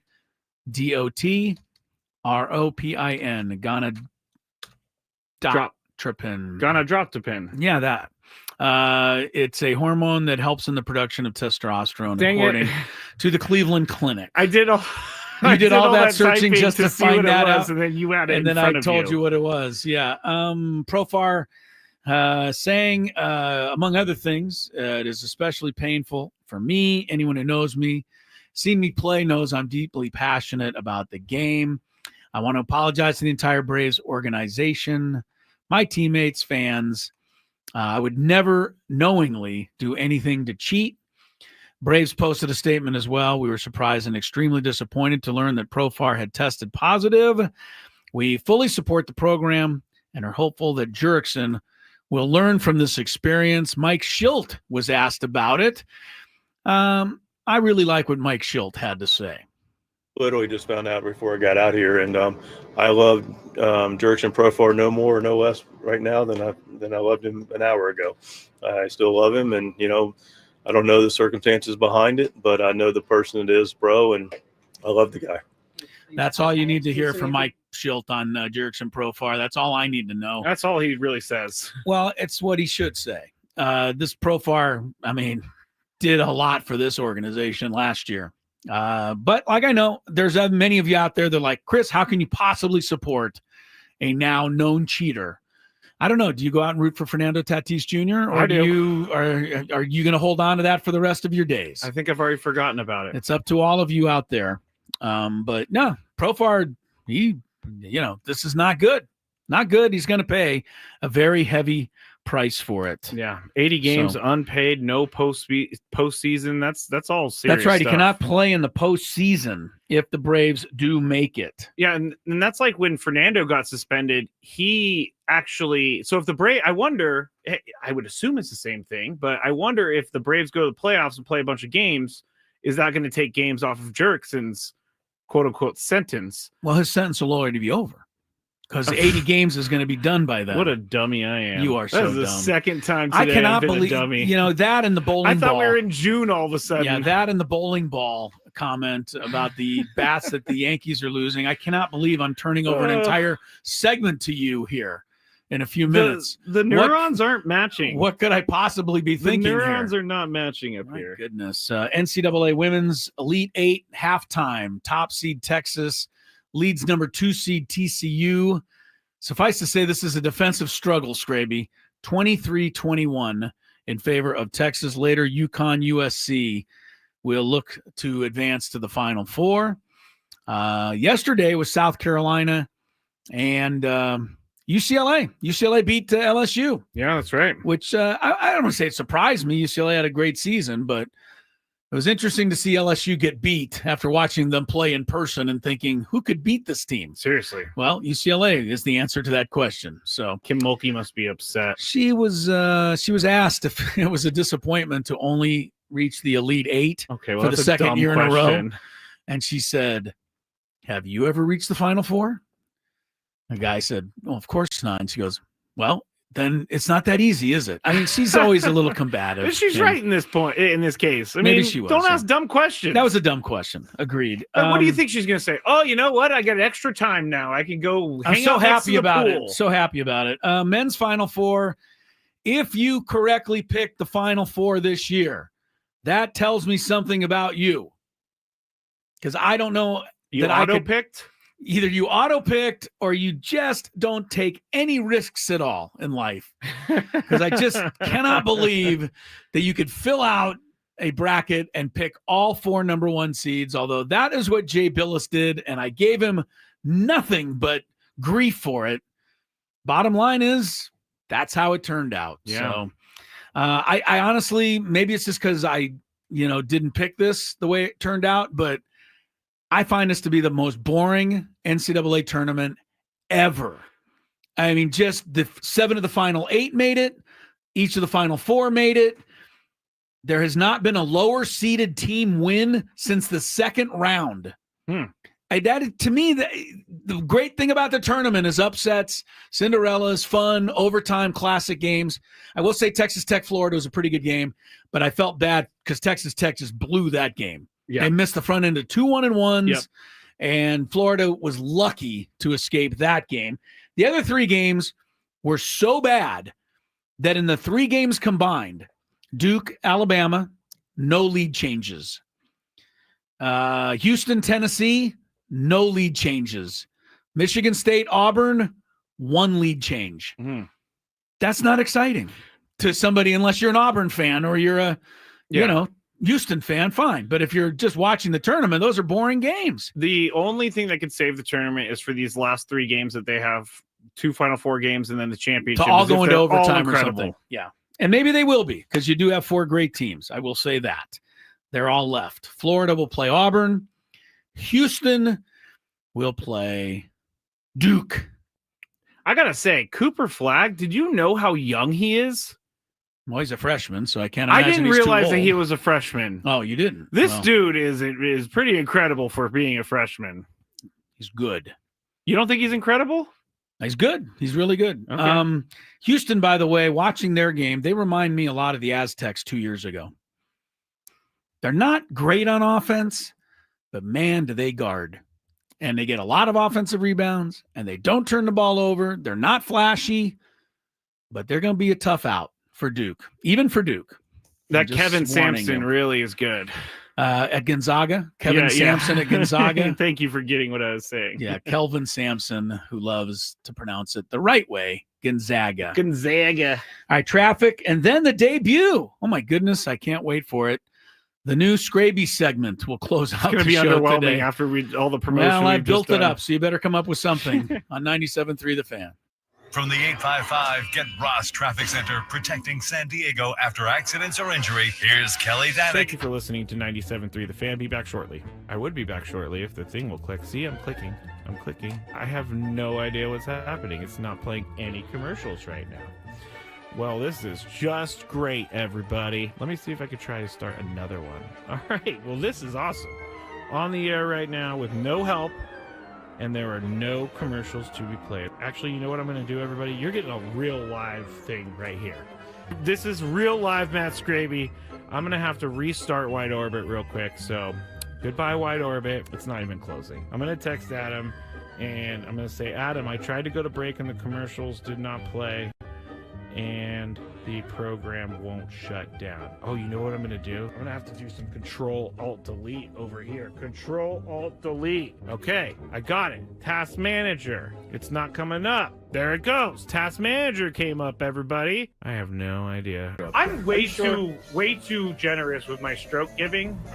Never mind. Are you really? Never mind. Wait. I did not Let's mean explore for that to happen. I did not. That sounds like a promo to me. Scraby's giving out strokes.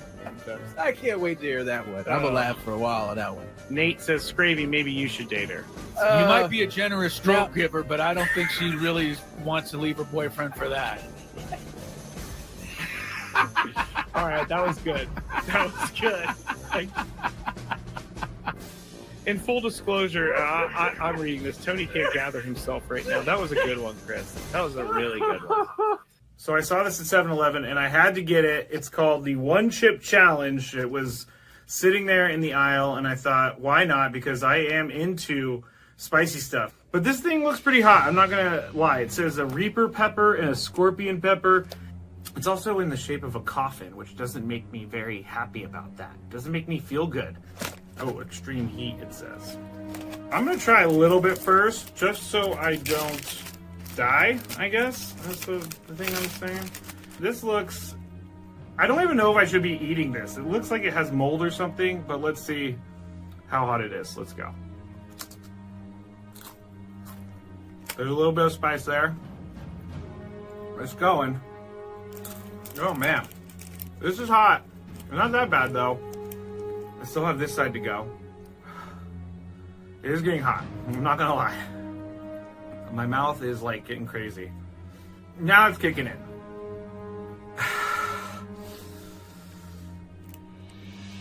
I'm not sure if I'm gonna finish this. Honestly, it's getting serious.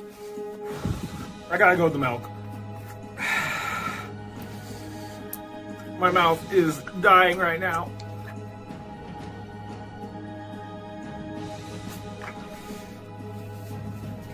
Yeah, this is not fun, guys.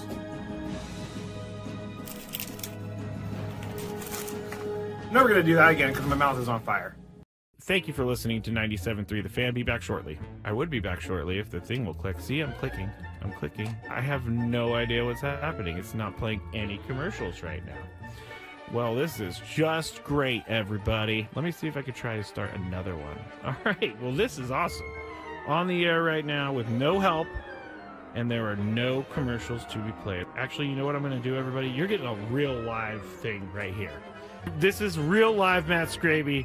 I'm going to have to restart Wide Orbit real quick. So goodbye, Wide Orbit. It's not even closing. I'm going to text Adam, and I'm going to say, Adam, I tried to go to break and the commercials did not play, and the program won't shut down. Oh, you know what I'm going to do? I'm going to have to do some Control-Alt-Delete over here. Control-Alt-Delete. Okay, I got it. Task Manager. It's not coming up. There it goes. Task Manager came up, everybody. I have no idea. I'm way too generous with my stroke giving. Never mind. Are you really? Never mind. Wait. I did not mean for that to happen. I did not. That sounds like a promo to me. Scraby's giving out strokes. I can't wait to hear that one. I'm gonna laugh for a while on that one. Nate says, Scravy, maybe you should date her. You might be a generous stroke giver, but I don't think she really wants to leave her boyfriend for that. All right, that was good. That was good. In full disclosure, I'm reading this. Tony can't gather himself right now. That was a good one, Chris. That was a really good one.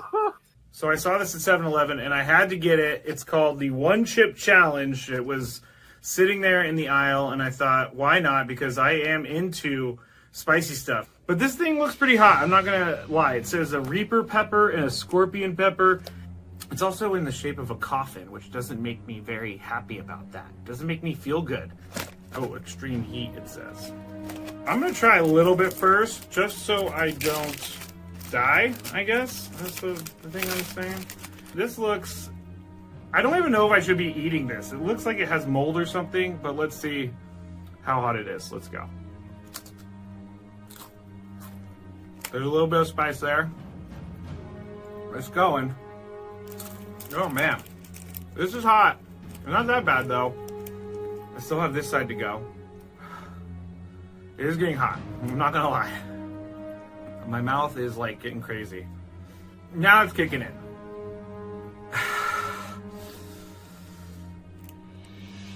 I'm not sure if I'm gonna finish this. Honestly, it's getting serious.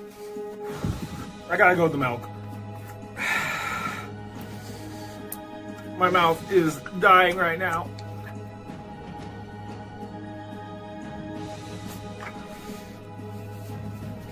Yeah, this is not fun, guys.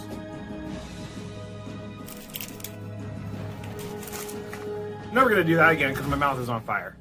Thank you for listening to 97.3 The Fan. Be back shortly. I would be back shortly if the thing will click. See, I'm clicking. I'm clicking. I have no idea what's happening. It's not playing any commercials right now. Well, this is just great, everybody. Let me see if I can try to start. News on 97.3 The Fan is always presented to you by BetQL. Smarter bets start with BetQL. Download the BetQL app or visit BetQL.com today. This news did not break on our show today, but in a lot of ways it did because the word started to whisper out that Jurickson Profar was going to get nailed for an illegal substance and get a suspension.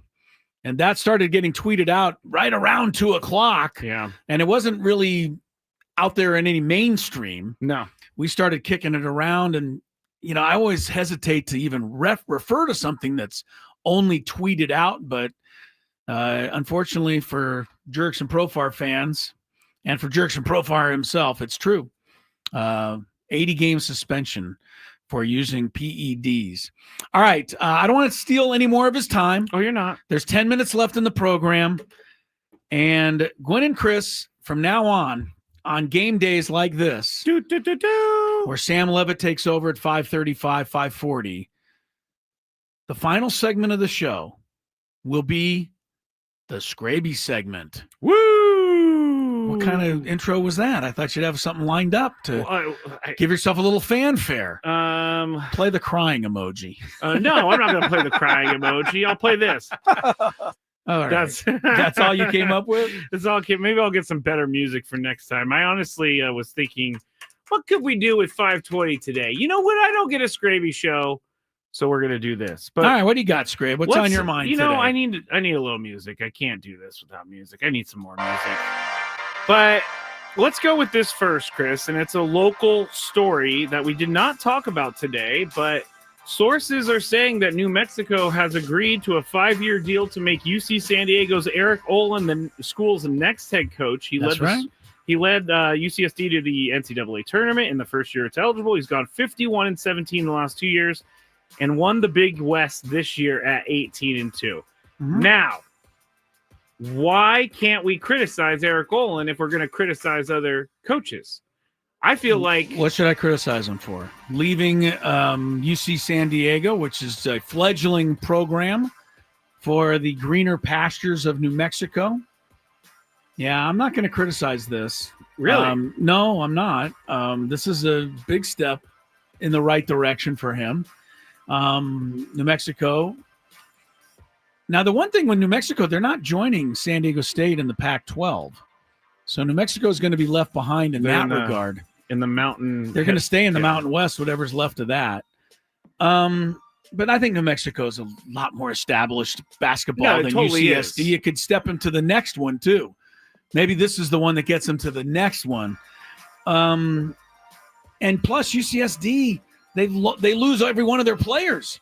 Their best 3 players all graduate. They're all senior. The 4th guy's already transferred, 4th starter. So the Tritons turned in a memorable season for us. And now they're going to go back in the gutter. I don't want to say the gutter. They never were in the gutter, Scrappy. This is their first year, and they made it to the NCAA. They've never been in the gutter. Don't say go back. So we got 1 year of fun UCSD basketball? Sounds like we got 1 year of fun, and then it's going to be a complete, total rebuild for somebody. Yes. But I'm not going to begrudge Eric Olin for stepping up to this next level. I'm not going to begrudge him, but there's something to me about being at this school, 15 years, 12 years, over 10 years, and building it up to the point where you get to become a Division I team and then you get into the tournament. I'm not seeing any money or anything out there, so I don't know what that is all about, but it would be something where I would want to keep building this thing. I could be the Mike Krzyzewski of UCSD. San Diego. You never know where UCSD is going to go. I love how you say these things, but I cannot see you passing up this opportunity. New Mexico, man, this is all. Put it in radio terms. I don't have radio term at the moment. Well, getting your own show at another station. Well, okay. You're going to leave me. Am I going to New Mexico? You're leaving me and Tony high and dry. But you're getting an oppority to further your career. That kind of sounds fun. Leaving Okay, you two well, maybe it wasn't a good comparison. It would be like me if it would be like me getting my own show in Boise, Idaho. All right, you wouldn't take it, huh? I would have to think about that. Okay. Boise, Idaho is a much different place, but I get it. Basketball, he's got resources. They've got more of a budget. They He's care got about all one that. thing there in New Mexico. That's Winning? the Lobos. No, the Lobos. Oh. The one thing I wish for Eric Olin is I didn't have to, hate his team for the next couple of years. Yeah, that's true. But I will have to hate your team, Eric. Clint Allard is going to replace him. UCSD was very quick in naming him the head coach. I believe he's been with the school for 11 seasons. He's been right alongside. So Yeah. it should be a seamless transition, but he does have some work to do because there's some really good players to replace there. There are some really good players, yes. All right. The power rankings for baseball, Chris. Matt Snyder put them out. Now, last time we visited with Matt Snyder and his power rankings, the Padres were number 13. Am I seeing the score correctly? I'm sorry. This is shocking. Reds are winning 12-0 in the 6th inning over the Rangers. Rangers have 1 hit. The Reds have 13 hits. It's crazy. That might be the first time in baseball history there's been a score like that. I hate you. Why are you so shocked? Because the Rangers everybody keeps telling me the Rangers are going to be great. They might be. I guarantee you, even the Dodgers will lose one game this year, 10-0. That's against the at law, least Chris. one. That's against the law. All right. Matt Snyder's power rankings. He had the Padres 13 moving into the season. Well, after a 4-0 start, he has them moving up 8 spots to number 5. Wow. And his thing is, since returning from catastrophic 2022, Fernando Tatis Jr. has been anywhere from pretty good to great. He has not, however, been the MVP level performer many expected. That MVP caliber season starts the way 2025 has started for him. So he's riding Fernando to the number 5 spot in the power rankings. That's a big jump. That is a huge jump. Mm-hmm. Huge jump. Now, did you hear about what happened with Mark Cuban over the weekend, Chris? He got into it on Facebook with a former employee, and he put out a huge response to this employee. So here's what the employee said. Gavin Malloy, former Dallas Maverick employee, on Facebook. Hey, Gavin, Gavin said, Cuban should be run out of Dallas, is what he posted. He used to be an employee, as I said. So Mark Cuban said, "Hey, Gavin, how much of a bonus did you get when I sold?" And Gavin responds, but then Mark Cuban really takes it to a new level. He said, "Gavin, you didn't say a word when it showed up in your account, did you? Sure looked good when you made it. We made it to the finals, didn't it? I did everything I could do for 23 years, kept prices lower than not only an NBA team, but lower than college teams. I had $2 tickets for multiple years. When I sold, there were always 4K tickets under $29. And he keeps going on and on and on and on and on. And he says, "Go back to what I said when I sold the team. I didn't want my kids and family to have to deal with people like you. I honestly got tired of the growing number of fans who became pricks on social media." Whoa! People, did you just say that? You're not allowed to say that? I don't know. I wouldn't think that's a no. Really? I dumped it. You can prick your finger, but you can't go the other way around. Okay. I dumped it. So we're good. Thank goodness. I didn't know you couldn't say that word. Ah. Honestly, I got tired of the number of fans who became bleeps on social media. People exactly like you. I paid your salary. I paid you a bonus I didn't have to give you. Nico and the new owners do something none of us liked, and you decided to try to bleep with me. Thank you for confirming I made the right decision.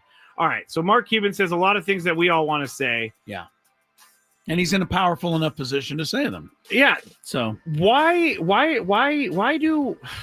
we like him? No. What I really want to say is, like, why does he want to protect his kids so much? Can't his kids make the decision to get into that stuff? Like, he is saying that he sold the team so that his kids did not have to take it over. How many kids do you have? I have 0. No, you have 1. And you would protect that dog against anything. This is normal human behavior. But it's kind of weird, like, because they could grow up and he could be like, just ignore everybody on social media. That doesn't mean anything. And they can take over the team. Parents are going to side with their kids, even to a fault, no matter what the situation is. Gravy, come on. I have no kids, and even I know that. All right. I just thought it was kind of weird. I don't think it's weird. I think it'd be weird not to defend your kids. No, he is defending his kids, but to sell a team because you don't want your kids pestered by social media? I just think he was tired of it all. All right, real quick. Richard Sherman, before this gravy segment's going too fast for me. Richard Sherman got his house broken into, Chris, one more time. So he has video this time of people breaking into his house. And he said that his wife and kids were home during this break-in. And he praised his wife for looking out for the kids and keeping them safe and everything. But he has video of 3 guys busting into his house with guns, walking around. And Richard Sherman apparently wasn't home during all of that. So more of those break-ins are happening at an alarming rate. Scary. Indeed. We don't have a lot of time, and I know you want to get to your daily gripe. Does your daily gripe have anything to do with the Pelicans shutting down Zion Williamson the rest of the season? No, but it should. It should. Yeah, I know how you love that guy. What's annoying Scraby today? Let's find out. It's time for the daily gripe. All right. What you got? Here's my daily gripe, and I know that it's kind of aggressive, but the other day I was driving on the freeway, and this dude behind me, I was going 75, which is illegal, but this dude behind me was like right on my bumper, and I'm not even kidding. I couldn't even see the front of his car because he was that close. And so I tried to speed up a little bit. He sped up with me. So then I tried to brake a little bit to try to get some, and he did not like that. Then he got mad. He got so real he was tailgating mad. you, and then when you tried to get him to back off, he thought you were out of line. Really mad, Chris. Yeah. Like extremely mad, Yeah, to the point where I've had people do guess what? He pulled up next to me. Okay. I saw the look of crazy in his eyes. Yeah. And I slowed down so I can get away. Don't you think get the away from person him. had to be crazy just to be tailgating you that much in the first place and not even be aware of it? Yeah. I mean, just stay away. Yeah, but to get mad at me for being like, hey, bro, you're too close. People don't care about other people. That is something to totally gripe about. Guess what, Chris? This story's not over. Oh, he smashed into something and wrecked his car? He tried to throw a water bottle at my car. Oh. So, I mean, did he actually throw the water bottle? He threw it out the window. It didn't hit my car. Okay, so he didn't try to throw a water bottle. He did throw a water bottle. He did throw a water bottle. And then as I'm driving home, I had that clarity of, you got to be more careful, bro. That could have been a gun. You don't know what he could have crashed I used to try the tap on my brakes thing until I found out the same thing you just did. the person you're tapping your brakes to is probably a lunatic in the first place to be tailgating you that Probably. close. So don't give them any reason to go lunatic on you. You're right. 30 seconds for your gripe, Chris. I don't know. I'll save it. It wasn't that good a one. I'm not going to gripe. I'm going to just say that it's been a pleasure to have everybody on the show today. I'm upset for the Profar thing, but I'm excited about the Padres going 5-0 tonight. I will be out at the game. My first game of the year, Scraby, so I'm risking it, right? Because if they lose, everyone's going to blame me. Yes, that is true. We'll find out tomorrow. Sam Levitt's pregame show is next. Enjoy. Hey, everyone.